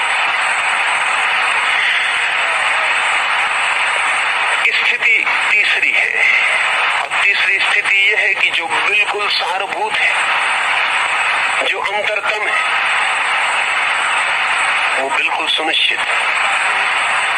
जितना हम अपनी केंद्र की तरफ आते हैं उतना निश्चय के करीब आते हैं, जितना हम अपनी परिधि की तरफ, सर्कमफ्रेंस की तरफ जाते हैं उतना संयोग के करीब जाते हैं। जितना हम बाहर की घटना की बात कर रहे हैं उतनी संयोगिक बात है, और जितनी हम भीतर की बात कर रहे हैं उतनी ही नियम और विज्ञान पर उतनी ही सुनिश्चित बात हो जाए।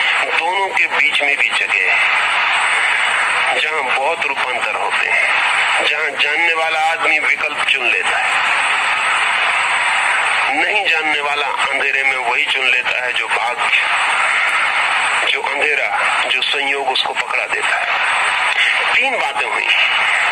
ऐसा क्षेत्र है जहां सब सुनिश्चित है, उसे जानना सारभूत ज्योतिष को जानना है।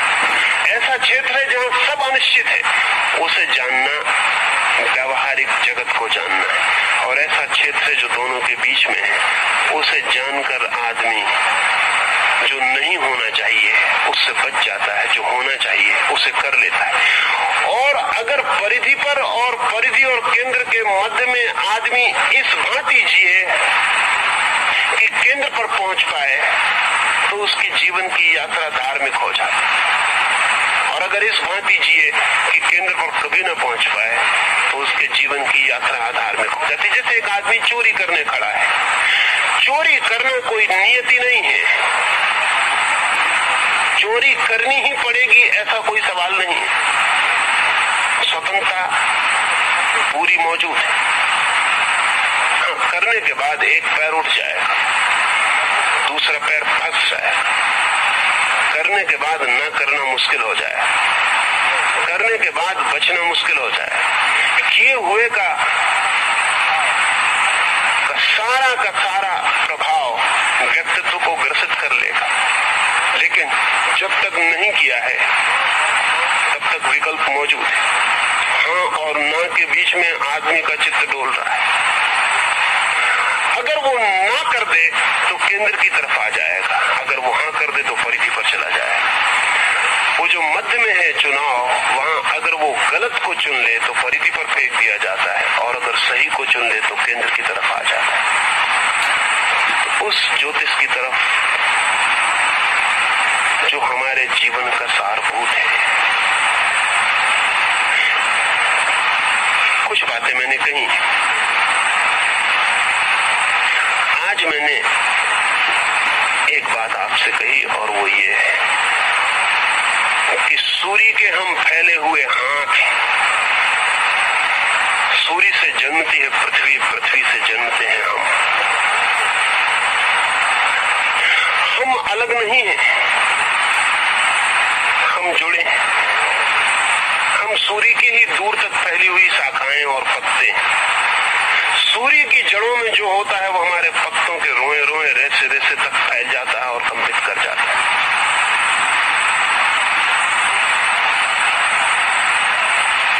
यदि ये ख्याल में हो तो हम जगत के बीच एक पारिवारिक बोध को उपलब्ध हो सकते हैं।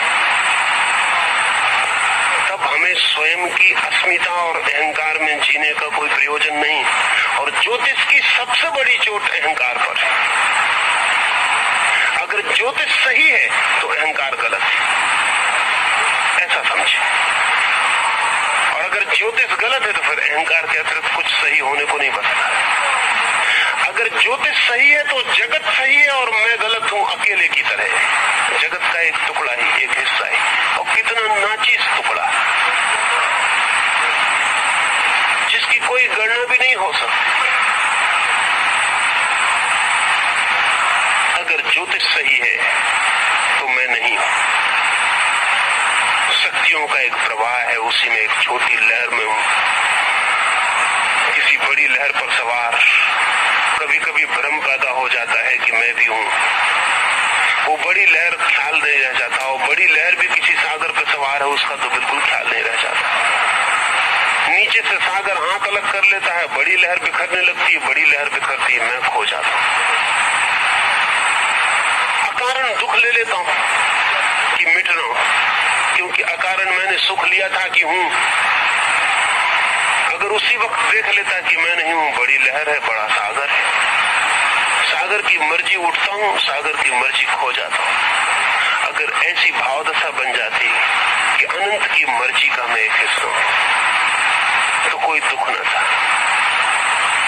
हाँ, वो तथाकथित सुख भी फिर नहीं हो सकता जो हम लेते रहते हैं। मैंने जीता, मैंने कमाया, वो सुख भी नहीं रह जाएगा।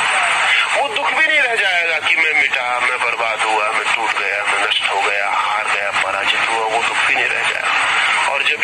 सुख और दुख नहीं रह जाते हैं, तब हम उस सारभूत जगत में प्रवेश करते हैं जहां आनंद है। ज्योतिष आनंद का द्वार बन जाता है।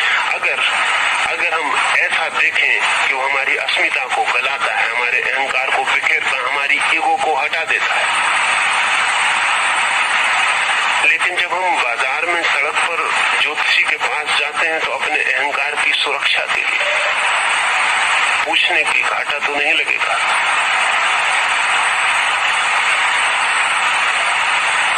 ये लॉटरी मिल जाएगी, नहीं मिलेगी। ये धंधा हाथ में लेते हैं, सफलता निश्चित है। अहंकार के लिए हम पूछने जाते हैं। और मजा यह है कि ज्योतिष पूरा का पूरा अहंकार के विपरीत है। ज्योतिष का अर्थ ही यह है कि आप नहीं हो, जगत है। आप नहीं हो, ब्रह्मांड है, विराट शक्तियों का प्रभाव है, आप कुछ भी नहीं हो।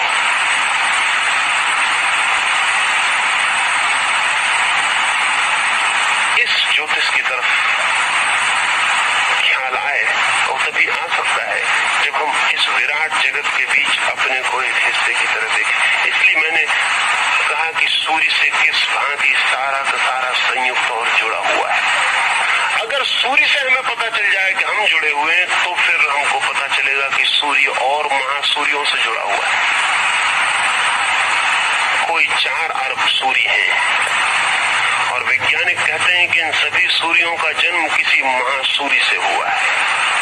अब तक हमें उसका कोई अंदाज नहीं, वो कहां होगा।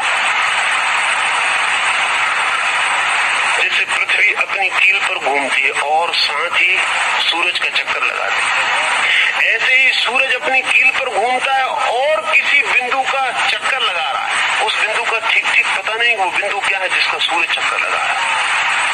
वो विराट चक्कर जारी। जिस बिंदु को सूरज चक्कर लगा रहा है, वो बिंदु और सूरज का पूरा सौर परिवार भी किसी और महाबिंदु के चक्कर में संलग्न है। मंदिरों में परिक्रमा बनी है, वो परिक्रमा इसका प्रतीक है। इस जगत में सारी चीजें किसी की परिक्रमा कर रही हैं। प्रत्येक अपने में घूम रहा है और फिर किसी की परिक्रमा कर रहा है। फिर वे दोनों मिलकर किसी और बड़े की परिक्रमा कर रहे हैं। फिर वे तीनों मिलकर और किसी की परिक्रमा कर रहे हैं। वो जो अल्टीमेट है जिसकी सभी परिक्रमा कर रहे हैं, उसको ज्ञानियों ने ब्रह्म कहा है। उस अंतिम को जो किसी की परिक्रमा नहीं कर रहा, जो अपने में भी नहीं घूम रहा और किसी की परिक्रमा भी नहीं कर रहा। ध्यान रखें, जो अपने में घूमेगा वो किसी की परिक्रमा जरूर करेगा।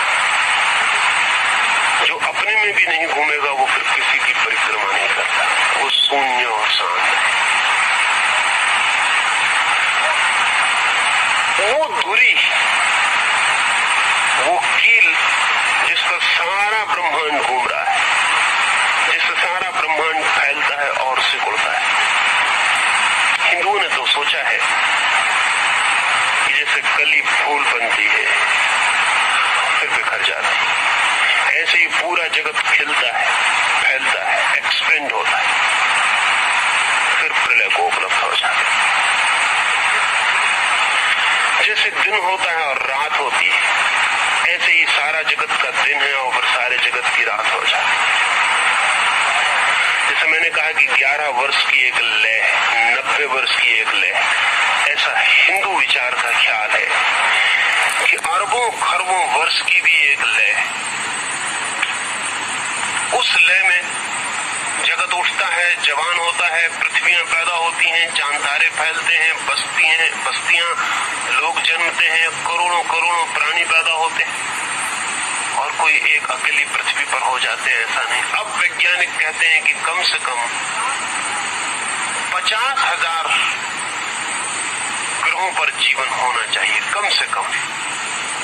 ये मिनिमम है, इतना तो होगा ही, इससे ज्यादा हो सकता है।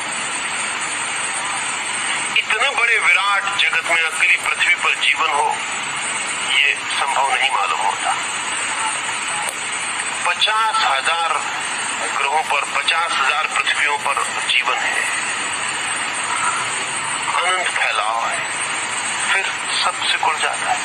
ये पृथ्वी सदा नहीं थी, सदा नहीं होगी। जैसे मैं सदा नहीं था, सदा नहीं होऊंगा, वैसे ये पृथ्वी सदा नहीं थी, सदा नहीं होगी। ये सूरज भी सदा नहीं था, सदा नहीं होगा। ये चांद तारे भी सदा नहीं थे, सदा नहीं होंगे। इनके होने और न होने का वर्तुल घूमता रहता है। उस विराट पहिए में हम भी कहीं एक पहिए की किसी धुरी पर न होने जैसे कहीं है। और अगर हम सोचते हो कि हम अलग हैं, तो हमारी स्थिति वैसी जैसे कोई आदमी ट्रेन में बैठा हो। मैंने सुना है एक आदमी एक हवाई जहाज में सवार हुआ और जल्दी पहुंच जाए इसलिए तेजी से हवाई जहाज के भीतर चलने लगा। जल्दी पहुंच जाने के ख्याल से स्वाभाविक तर्क है, अगर जल्दी चलिएगा तो जल्दी पहुंच जाइए। यात्रियों ने उसे पकड़ा और कहा कि आप क्या कर रहे हैं? उसने कहा कि मैं थोड़ा जल्दी में हूं। जमीन पर उसका जो तर्क था वो पहली दफे हवाई जहाज में सवार हुआ। जमीन पर वो जानता था कि जल्दी चलिए तो जल्दी पहुंच जाते हैं। हवाई जहाज पर भी वो जल्दी चल रहा था। इसका बिना ख्याल किए वो उससे चलना अब इर्रेलेवेंट, अब असंगत है। अब हवाई जहाज चल ही रहा है, वो चल के सिर्फ अपने को थका ले सकता है, जल्दी नहीं पहुंचेगा। ये हो सकता है कि पहुंचते पहुंचते इतना थक जाए कि उठ भी ना पाए। उसे विश्राम कर लेना चाहिए, उसे आंख बंद करके लेट जाना चाहिए। धार्मिक व्यक्ति में उसे कहता हूं जो इस जगत की विराट गति के भीतर विश्राम को उपलब्ध है, जो जानता है विराट चल रहा है, जल्दी नहीं है, मेरी जल्दी से कुछ होगा नहीं। अगर मैं इस विराट की लयबद्धता में एक बना रहूं, वही काफी, वही आनंदपूर्ण।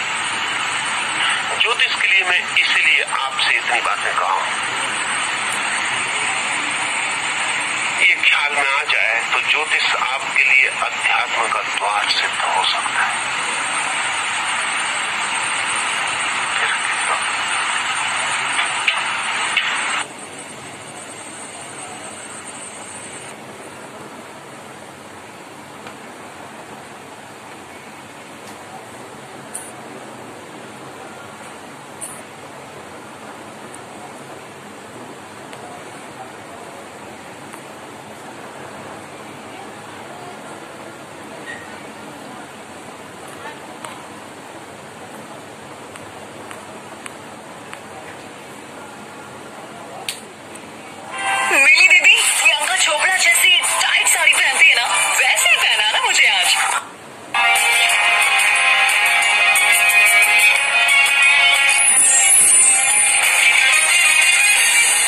नमस्कार, मैं हूं डॉक्टर अजय भांबी और आप सबका अजय भांबी चैनल यानी एबीसी में बहुत बहुत स्वागत है। आज हम ओशो रजनीश की कुंडली का विवेचन करने जा रहे हैं। ये जो कुंडलियां हैं बड़ी विलक्षण हैं और ओशो तो पूरी दुनिया के एकमात्र एक ऐसे व्यक्ति हैं जिन्होंने अपनी सोच, अपनी विचारधारा, पूरी दुनिया की जानकारी और ध्यान की जो विधियां इन्होंने खोजी, पूरी दुनिया को हिला दिया। ऐसा भी लोग बोलते हैं कि 20वीं शताब्दी में इनसे बड़ा कोई स्टोरी टेलर पूरी दुनिया में पैदा नहीं हुआ। तो ये बहुत विलक्षण व्यक्ति थे और इनकी कुंडली की बात करते हैं। अगर कोई व्यक्ति विलक्षण है तो उसकी कुंडली भी विलक्षण होना चाहिए। ये ज्योतिष का पहला सूत्र है। इनकी कुंडली जो है वृष अग्नि कुंडली है, टॉरस अग्नि कुंडली है और 8वें भाव में 8th हाउस में 5 ग्रह हैं। उसमें कौन कौन से हैं? शनि है, मंगल है, चंद्र है, शुक्र है और बुध है। यानी धनु राशि में अष्टम भाव में 5 ग्रह हैं और बृहस्पति अष्टम भाव का स्वामी बृहस्पति उच्च का होकर तृतीय भाव में बैठा है और सप्तम में सूर्य है रेडियो एक्टिविटी और एकादश भाव में राहु है और पंचम में केतु है। ये शुक्र की महादशा में पैदा हुए, पूर्वाषाढ़ा नक्षत्र में पैदा हुए थे और जो दशा जन्म काल से लेकर 6 वर्ष 2 महीने तक चली और इनका जन्म हुआ था 11 दिसंबर 1931 और जगह थी कुचवाड़ा, मध्य प्रदेश। इस कुंडली की विशेषता यह है कि 5 ग्रह अष्टम भाव में हैं।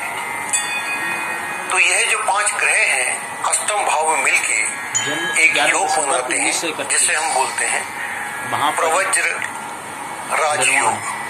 यो तो जनवरी 1990 छठा, 8वां और 12वां भाव जो है अशुभ माने जाते हैं और यहाँ पर अष्टम भाव में 5 ग्रह हैं। लेकिन जब भी 4 या 4 से अधिक ग्रह एक राशि में होते हैं या कनेक्ट होते हैं तो वहां पर एक उच्च कोटि का प्रवज्र राजयोग बनता है। इसका एक अर्थ यह भी होता है कि ऐसा आदमी जो शास्त्रों में तो ऐसा लिखा है कि उसने किसी जन्म में, पिछले जन्म में शायद शिलाखंड पे तपस्या की हो, यह शास्त्रों का इंटरप्रिटेशन है। लेकिन मैं ऐसा कहना चाहूंगा कि एक ऐसा व्यक्ति जो अपने विचार के साथ, अपनी सोच के साथ और जो अलग सोच होती है उसको लेकर उस पर पूरा मनन करता है, विचार करता है, उस सोच को लेकर आगे बढ़ता है और दुनिया फिर उस सोच की तारीफ करती है। ऐसे मुझे याद आ रहा है कि अमिताभ बच्चन की कुंडली में भी उनका कुंभ लगन है, अष्टम भाव में 4 ग्रह हैं। तो जब भी 4 या 4 से अधिक ग्रह एक राशि में होते हैं तो ऐसे व्यक्तियों की सोच समझ किसी भी क्षेत्र में हो, उनकी एक अलग विचारधारा है। अमिताभ बच्चन के बारे में ज्यादा बोलने की आवश्यकता नहीं, आप सब जानते हैं और ओशो से कौन परिचित नहीं है। अब जरा इन्हीं कुंडली से बात करते हैं। अष्टम ग्रह में और धनु राशि में 5 ग्रह और धनु राशि का स्वामी एक्सॉल्टेड तृतीय भाव में। इसका मतलब यह हुआ कि अष्टम भाव में जो भी घट रहा है, इनके हृदय में जो भी घट रहा है वो बहुत फोर्स के साथ प्रकट होने को घूम रहा है, क्योंकि आपका जो अष्टम भाव का स्वामी है वो तृतीय भाव में, पराक्रम के भाव में उच्च का होकर बैठा हुआ है। वहां पर वो रेट्रोग्रेड भी है, बृहस्पति रेट्रोग्रेड है। इसका मतलब यह हुआ कि सारी सीमाएं लांघ कर ये आगे खड़े हो जाते हैं। ऐसा भी बोलते हैं कि जब ये पैदा हुए तो इनके नाना ने इनकी कुंडली दिखाई तो उस कुंडली में बोला गया कि ये इस व्यक्ति को 3 मौत हो सकती है, 3 बार ये आदमी मर सकता है। अगर ये नहीं मरा तो ये दुनिया में एक नई लहर लेकर आएगा, ऐसा उन पंडित जी ने बोला। तो ओशो ने अपनी कई किताबों में लिखा हुआ है, उसका एक जिक्र मेरे को आ रहा है कि जब ये 7 वर्ष के थे तो अपनी नानी के साथ आ रहे थे, रात्रि में बैलगाड़ी में बैठे हुए थे। बैलगाड़ी में बैठे थे और नीचे एक लालटेन जल रही थी और साथ में इनके शायद नाना थे, उनका देहांत हो गया था और इनकी दादी थी और ये थे। तो इनका मृत्यु से पहला आमना सामना हुआ। उस रात ये दोनों थे, रुक सकते नहीं थे और कोचवान था, गाड़ी चला रहा था और जंगल का माहौल था, रुक सकते नहीं थे, आना था। और इनकी नानी जो थी, नानी या दादी, थोड़ा कंफ्यूजन है मेरे को, दादी हो सकती है, दादी शायद, तो वो गोदी में उनका सर रखे हुए थी और ये 7 वर्ष के थे और वो मर गए थे। तो पहला मृत्यु से साक्षात्कार। तो ओशो बोलते हैं कि मेरी मृत्यु तो नहीं हुई लेकिन मैंने मृत्यु को बहुत पास से देखा। और दूसरा साक्षात्कार तब हुआ जब ये 14 वर्ष के थे। तब भी ऐसी घटना हुई जिससे उनका साक्षात्कार हुआ। और ओशो जो थे अजीबोगरीब के आदमी थे, हर तरह के प्रयोग करते थे जो कोई नहीं करता था। वो बाद में जबलपुर शिफ्ट हो गए थे तो वहां पर नर्मदा एक नदी है, और नर्मदा जो है वहां की जो पहाड़ियां हैं बहुत ही गहरी पहाड़ियां हैं, और जब नर्मदा में बाढ़ आई हो तो कोई भी जो वो थे गोताखोर वो भी नदी से दूर भाग जाते हैं। तो ओशो रजनीश, उस समय रजनीश थे, तो ये उस नदी में कूद जाते थे और इनका और धारा के विपरीत जाते थे। ये इनके सारे करते थे। मुझे एक और इनका वाकया याद आ रहा है। ये नीचे सो रहे थे और इनको ऐसा लगा कि इनकी जो बॉडी है वो निकल गई है। वो जाके पेड़ की चोटी से इनकी प्राण अटके हुए हैं या कॉन्शियसनेस अटकी हुई है और इनको उसमें आनंद आ रहा था। ये वाइस वर्सा भी हो सकता है। तो ये ऐसा नहीं था, ये था कि जब वो ध्यान कर रहे थे तो ध्यान असल में होता क्या है कि हमें अगर शरीर को हष्ट पुष्ट अगर बनाना है तो हमें पृथ्वी से जुड़ना होगा। छोटे बच्चे को हमें जन्म से ही हमें पृथ्वी में धूल मिट्टी में उसके साथ खेलना चाहिए। लेकिन अगर किसी को अगर सत्य पाना है तो हमें पृथ्वी के गुरुत्वाकर्षण से उतना दूर हमें जाना होगा। इस बात को ख्याल में आने के लिए हमें ये बात समझना चाहिए कि जैसे ऋषि मनीषी हैं वो पहले गुफाओं में बड़े बड़े पर्वत में, जैसे शिव है, कैलाश जो है, ये बड़े बड़े पर्वतों में ध्यान करते थे। तो वहां पर योग होने के लिए, ओमकार से योगस्थ होने के लिए, वहां पर सत्य का अनुभव लेने के लिए वो ऊंचे पहाड़ों में जाया करते थे। तो यही जो था इनका जो व्यक्तित्व था, इनने कहा कि हम वहां तो नहीं जाते हैं। तो इनने क्या करते थे कि वृक्षों को वो पहाड़ समझते थे, इसलिए ऊंचे ऊंचे वृक्षों में क्या करते थे, रात्रि ध्यान किया करते थे।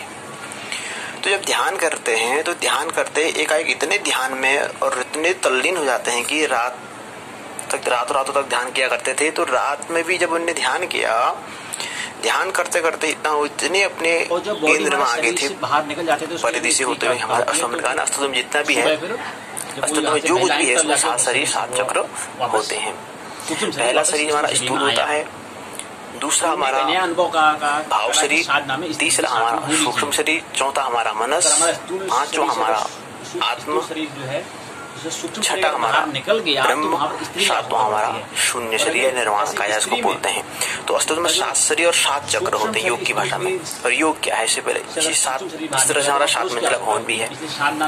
अब 7 चक्र इसे कहें मूलाधार, स्वादिष्ठान, मणिपुर, अनाहत, विशुद्ध, आज्ञा और सहस्त्र आर्य। ऐसे 7 मंजिला भवन जो हमारा होता है, इसको भी हमने ज्योतिष में समझने का प्रयास किया कि जो ज्योतिष है उसके 3 हिस्से अनिवार्य हिस्से यहाँ पर बताए। 3 हिस्से बताया, एक को अनिवार्य के ही फिर 3 हिस्से उन्हें बताए ज्योतिष के। अभी हमने सुना यहाँ पर कि एक अनिवार्य होता है, एक अर्ध अनिवार्य, एक गैर अनिवार्य। तो अर्ध अनिवार्य और गैर अनिवार्य, गैर अनिवार्य के जो गैर अनिवार्य पीछे अनिवार्य, गैर के पीछे अनिवार्य जोड़ा है, तो वो भी क्या है, ओमकार का ही एक रूप है। उसी को हम सत्व रजत और तम कहते हैं, उसी को हम सत्व रजत तम कहेंगे। और जो सात्विक व्यक्ति वही धर्म को, दर्शन को और योग को समझ पाएगा। इसलिए ज्योतिष दर्शन है और आत्मा को समझना है तो वो हमारा वो धर्म है, और जो हमारा आगे योग जो है वो क्या है, आगे ओमकार को, उसके अनुभव को पाना है। उससे योग तो हम की योग से जुड़े हुए ही हैं, संयुक्त ही हैं। उसका ख्याल में लाने के लिए हमें जो अंतिम जो हमारा जो योग है वो योग वो है, और भाषा में जो योग करते हैं वो योग नहीं, योग वो है। इसके लिए हमें 7वां शरीर हमारा जागृत होना चाहिए। अब रही बात की 7 अस्त में 7 शरीर जो 7 चक्र आप कह रहे हैं, तो उसमें जो हमारा वो अगर उसको ऐसे समझे, पहला जो हमारा होता है कि हमारा मन है, उसके बाहर भी 3 परतें हैं और उसके अंदर सेंटर में केंद्र भी हैं, 3 परतें हैं। जो हमारा जो केंद्र जो है उसको हमने मन कहा, हमारा मन केंद्र है। मनीषा, मीमांसा, अक्षर जो हमारे सब शास्त्र हैं, सब वो किसके लिए है, मन को शून्य करने के लिए।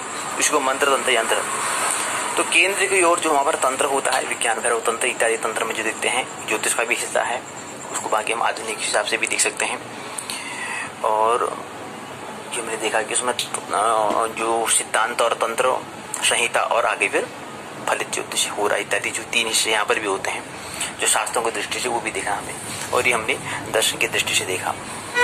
तो शास्त्र क्या है, तीन हमारे क्या है, तीन बाहरी आवरण है, उसके मध्य में हमारा मन है, उसके बाद फिर हमारा फिर तीन आवरण है। इसी को हमने 7 मंजिला भवन कहा। मनुष्य का जो है 7 मंजिल का भवन, और साधना का यही सप्तम द्वार है। ये भी हमें ख्याल रहना चाहिए। अगर साधना अगर करनी है तो साधना में हमें साधन, साधक, साध्य जिन रह जाए, अर्थात वही दर्शन। तो साधना कहें या हम दर्शन कहें, कोई फर्क नहीं पड़ता, एक ही बात है कहने की। तो दृश्य से हटकर दर्शक, दर्शन हटकर उससे हटके और केंद्र में आना है दृष्टा होना। दृष्टा होना हमारा क्या आत्मा है, हमारा गवाह होना है। तो हम अपने कृत्यों के प्रति आते हैं, गवाह होते हैं। ये भी हमने यहाँ पर समझने का प्रयास किया कि हम जब परम तथाता को स्वीकार कर लेते हैं, और केंद्र क्या है, जो सेंटर की ओर हम बात कर रहे हैं, वो क्या है, अनिवार्य है, एसेंशियल जगत है, वहां पर कोई परिवर्तन नहीं होता है। उसको अगर हम इस ख्याल में ले आए तो हमारा जीवन में आनंदोत्सव का जन्म हो जाता है।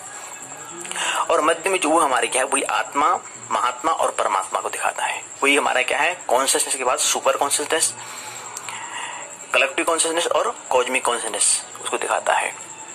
चेतन के बाद, मन के बाद आगे फिर हमारा अति चेतन आता है, समष्टि चेतन आता है, और फिर हमारा ब्रह्म चेतन आता है। और जो हमारा बाहर आवरण जो है, जो प्याज के छिलके की और बात करें, बाहर के 3 और हमारे होते हैं, मन के बाद 3 और होते हैं बाहर के हमारे आवरण। उसमें जो हमारा आता है वही चेतन के बाद फिर हमारा अवचेतन होता है, अनकॉन्शियस माइंड हमारा होता है। उसके बाद फिर अगला हमारा समष्टि अचेतन, उसके बाद हमारा ब्रह्म अचेतन होता है। तो ये बाहरी आवरण हो गया।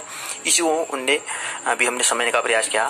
तो वो जो गैर अनिवार्य वो ये है आवरण है बाहर का, और जो मन है वो क्या हमारा अर्ध अनिवार्य, जहाँ जन्म मृत्यु की भी बात की थी। तो ये 7 मंजिला भवन को हमने देखने का प्रयास यहाँ पर किया। तो जो बात यहाँ पर हो रही है कि वो आगे ऐसा नहीं था, वो था कि ध्यान, जिसको अगर सत्य पाना है तो उसको क्या करना पड़ेगा, संकल्प करना पड़ेगा। उसको क्या करना पड़ेगा, ऊंचे ऊंचे कंदराओं में ध्यान करना। तो रात्रि को ध्यान करते थे, वो ध्यान करने में क्या हुआ, इतने गहरे डूब गए कि शरीर जो हमारा, जो हमने कहा ना कि जो उसका सूक्ष्म शरीर जो है हमारा, जो पहला जो हमारा फिजिकल है, दूसरा हमारा एस्टल है, तीसरा हमारा दूसरा इथिक्स है, तीसरा हमारा एस्टल बॉडी है। तो एस्टल बॉडी बाहर आ जाती है हमारी, और उसके बाद हमारा जो हमारा भौतिक शरीर जो है वो शरीर नीचे गिर जाता है, भूत शरीर नीचे गिर गया। और भाव शरीर, क्योंकि जैसे हमारे बादल है, बादल जैसे बनते हैं उसी अस्तित्व में खो जाते हैं, अस्तित्व में आते हैं फिर अस्तित्व में खो जाते हैं, ऐसे भाव शरीर अस्तित्व में खो जाता है।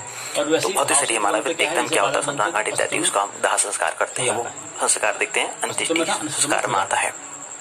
तो क्या करा कि उसके बाद हमारा बताते हैं कि जब मैं ध्यान कर रहे थे, तो ध्यान करने के बाद जैसे वो विरक्षम चढ़े थे, तो वहां से क्या था, एक सिल्वर कार्ड जैसी एक, जिसे हम देखें जब हम आगे गर्म होते हैं तो हमारे नाभि से एक नाल जैसी एक जुड़ी होती है। तो ऐसे हमारा सूक्ष्म शरीर और इस भौतिक शरीर से क्या एक सिल्वर कार्ड जैसी एक जो है, जैसे हम इसी चीज को दिखाने के लिए हम विवाह में भी देखते हैं, विवाह संस्कार में भी देखते हैं, वर वधु को हम उस जो बांटते हैं, वो समझ नहीं पा रहे हैं, लेकिन जो हम देखो एक दुपट्टा इत्यादि जो हमसे बांटते हैं, वो इसका मतलब यही होता है कि उसको क्या कर रहे हैं, दो एक ही है। जो गणेश है और राधा कृष्ण जो बनना है अभी इनको, तो विवाह में भी उसका विवाह संस्कारों को समझे, उसकी वैज्ञानिकता को समझे, उसकी लॉजिक को समझे, तो वहां पर भी वही है। तो इसलिए कहते हैं विवाह से क्या है, 99% व्यक्ति क्या है सत्य को पा सकते हैं, इसीलिए इसकी वैज्ञानिकता थी। और दूसरी बात, इसलिए विवाह होता है योग में जो, और 1% व्यक्ति क्या है वो बिना सत्य को, पिछले जन्म में सत्य को, विवाह संस्कार को समझ चुका है, तो इस बार को विवाह करने की आवश्यकता नहीं होती। जैसे हम देखते हैं कि आचार्य रजनीश जो है उन्होंने विवाह नहीं किया। इनने जो कि विवाह का जो महत्व जो समाज के द्वारा, और विवाह क्या है, समाज के द्वारा एक व्यवस्था की गई है, तो उनने उस व्यवस्था को उनने समझ लिया, उसको अपने आप को पूर्ण हो चुके हैं वो। और ख्याल ले हम पूर्ण होते हैं, पूर्णमिदः पूर्णमिदं पूर्णात् पूर्णमुदच्यते पूर्णस्य पूर्णमादाय पूर्णमेवावशिष्यते, हम पूर्ण होते हैं। इसलिए विवाह में ज्यादा किसी से हमें आसक्ति नहीं करनी, अकेले हमें रहना है, एकांत का ख्याल, अकेले आते हैं अकेले जाते हैं, और इतना ही संग करना है, इतना ही अपना हमें फील्ड अपना संपर्क को फैलाना है, जितना कि इस पड़ाव में हम उसको हम अपने आप को सुलझा सकें। उलझाने के लिए नहीं, सुलझाने के लिए हम यहाँ पर आए हैं। इसलिए मनुष्य ने इसको मोक्ष का द्वार कहा कि अपने आप को सुलझाओ, लेकिन नहीं, हम सुलझाते नहीं, हम उलझते जाते हैं। वही सत्संग है कि ऐसा माध्यम जहां से मिला अपने कॉन्शियसनेस, चेतना को बढ़ाने का, हम चेतना को उन्नति की ओर, संस्कृति को हमें जन्म देना होता है, कल्चर को हमें जन्म देना होता है, उसी को हमने व्यक्तित्व कहा, उसी को हमने पर्सनालिटी कहा। और अतीत को बहुत सी रूप में पुनरुक्ति करने से विकास नहीं होता है, डेवलपमेंट नहीं होता है, ये भी हमें ख्याल रहना चाहिए। तो ये बात जो हम स्पष्ट कर रहे हैं, इसकी बात ये है कि वहां से हमें सीखना चाहिए और हमें परम तथाता स्वीकार करना है। हम जब जब केंद्र में, परिधि में होते हैं, केंद्र अपने आत्मा का जब आत्मबोध हो जाता है, हमें आत्मदर्शन हो जाता है, तब हम स्वीकार करते हैं, तब हमारे जीवन एक नाटक हो जाता है, एक सपना हो जाता है, एक खेल बन जाता है।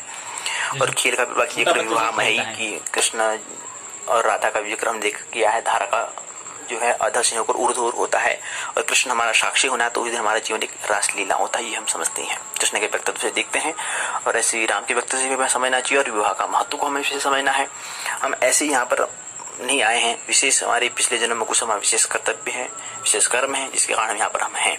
इसलिए अपने जीवन में अपने मनुष्यता का, अपनी प्रकृति को समझें। इससे पहले जन्म में आपने क्या किया था और कहाँ पर छोड़ के आए थे, उसलिए पुनर्जन्म में जाओ, ऐसी चेतना को बढ़ाने के, ऐसी चेतना को बढ़ाओ कि हम पुनर्जन्म में जाएं और वहीं से हम क्या करें, फिर अपना इस पड़ाव में आगे यात्रा करें। ये तो कुछ नहीं हो रहा, नहीं तो अतीत को बहुत शुरू पुनरुक्ति हो रही, विकास नहीं हो रहा, डेवलपमेंट नहीं हो रहा, पर वही आवागमन आना जाना लगा रहेगा।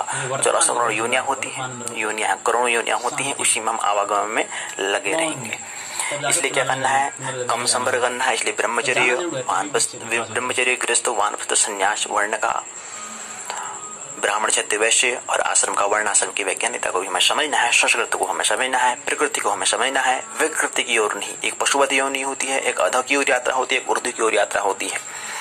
ऊर्ध्व की जो यात्रा है बुद्धों की, उसको बुद्ध के संग करेंगे तो हम संस्कृति को हम जन्म दे जाते हैं, कल्चर का जन्म हो जाता है। अगर हम अधो की ओर होंगे तो हम विकृति को जन्म देते हैं। लेकिन मध्य में है प्रकृति, जिसे मनुष्यता हम कहें, तो एक भगवत्ता होती है। और भगवत्ता क्या है, भगवती भगवान, भक्त और भक्ति से ही फिर हम भगवत्ता को प्राप्त करते हैं।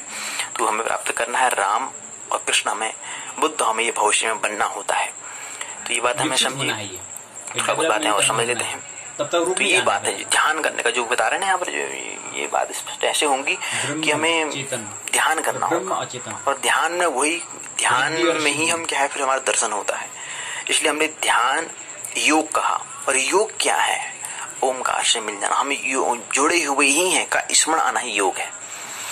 और योग ध्यान योग, और इसी से फिर हमने ज्योतिष दर्शन है, तो ज्योतिष का एक दर्शन है, फिलोसफी है। इसलिए सदगुरु वो है, सदगुरु से कोई भी सवाल आप करोगे तो उसके पास उसका जवाब होगा। तो इसलिए कहीं और देखने में कहीं प्रयास करें, खुद प्रैक्टिकल करें कि किसी सदगुरु से प्रश्न सवाल पूछ लें, कहीं से भी पूछ लें। अब देखो ये ज्योतिष के बारे में समझा है, तो किसी भी कोई सदगुरु है उससे ज्योतिष के बारे में पूछ लो तो वो नहीं बता पाएगा, उसकी तैयारी बनने के लिए। इसलिए इनका व्यक्तित्व क्या है, हमें जन्म कुंडली से खास स्पष्ट होना होता है कि अष्टम भाव में क्या है, 5 ग्रह हैं। और ग्रह मतलब क्या है, हमने यहाँ पर समझा था। पूरी जो भी बात यहाँ पर अभी दी है हमें, जो आज 1971 के जुलाई महीने की, यानी कि 9 महीने की 10वें तारीख में चर्चा हुई थी वुडलैंड मुंबई में, प्रश्नोत्तर चर्चा हुई थी। तो वहां पर प्रश्न पूछे जाते हैं, उसका सवाल का जवाब देते हैं। सवाल कौन से पूछने की ये भी बतानी, तो उन्हें तैयारी नहीं, जीवन जी रहे, कोई भी सवाल ले लो उसको जवाब देते थे। तो ये सदगुरु की पहचान है, ये सदगुरु का व्यक्तित्व है। तो इसलिए इनके जन्म कुंडली से हमें कितना बोल पाएगा, कौन कितना बोल पाएगा, कितना विकास होगा, उसका पूरा विज्ञान ज्योतिष दर्शन में है। इसलिए इसके व्यक्तित्व से सीखें और अपने जीवन को भी आनंद उत्सव बनाए, महोत्सव बनाए, जीवन को एक खेल, एक सपना। इसलिए अपना वो कर्ता भाव के लोग साक्षी भाव को बनाए और अपने प्रत्येक कृत्य का साक्षी बने। तो ये सदगुरु में क्या है, सदगुरु की पहचान है। और कोई भी सवाल पूछे तो उसका उत्तर दे देंगे। जो सदगुरु नहीं दे पा रहा है तो उसका मतलब क्या है, वो आपको मुक्त नहीं कर रहा है, आपको बंधने का प्रयास कर रहा है। इसलिए सभी शास्त्र, इसलिए कोई किताबें आपने नहीं, कोई भी सवाल, खुले सवाल। और जो सवाल नहीं पूछ पाया उसके भी वो कहते हैं भाई सवाल पूछ लो, क्योंकि जब सवाल हमारे पूछेंगे और थक जाएंगे तब हम ध्यान करेंगे। ध्यान में एकदम से प्रवेश नहीं हो पाता है, उससे पहले सवाल करते इतना थक जाना है कि उसके बाद क्या हो, थक जाए। आप कहते हैं कि हमें अब अनुभव लेना, खुद अनुभव लेना, तब जाके हम ध्यान करते हैं। और ये बहुत लंबी यात्रा है, ये हमें ख्याल रखें। साथ में भवन को भी ख्याल रखना है, अस्तित्व में साथ चक्र है, ये भी हमें ख्याल रखना है। फिजिक्स, केमिस्ट्री और बायोलॉजी और फिर साइकोलॉजी, ये हमें समझना है। ये 4 हमारे आवरण के मन, उसके बाहर का यंत्र होता है, उसके अंदर तंत्र होता है, उसी को हमने गायत्री कहा, तंत्र मंत्र यंत्र। तो ये बात हमें समझनी है। तो मन को शून्य करना है तो आत्मा में प्रवेश कर लेते हैं, केवल स्मरण हमें करना होता है, ख्याल में हमें लाना होता है। तो ये बात हमने समझने का प्रयास किया। मानने की कोई आवश्यकता नहीं है, जानने की, जीवन को आनंद उत्सव बनाना है, यही हमारा ध्येय है। और कोई में पर्पस नहीं, हम पूर्ण होते हैं, हमें ख्याल रहना चाहिए। इसलिए गृहस्थ में इसलिए किसी के प्रति ज्यादा आसक्ति नहीं हो जाना। विवाह में गृहस्थ जीवन में जा रहे हैं तो इसलिए पत्नी जी में या पति पे आसक्ति नहीं हो जाना है। आप पूर्ण हो, आप हमेशा क्या करना, अपनी चेतना को बढ़ाना है तो उसका भी आप सत्संग करेंगे, अपनी चेतना को बढ़ाने का प्रयास गृहस्थ आश्रम में भी करेंगे। वही इसका महत्व है, वही समाज के द्वारा जो विवाह का महत्व, वही महत्व है। वहां पर ये कहते हैं कि मुझे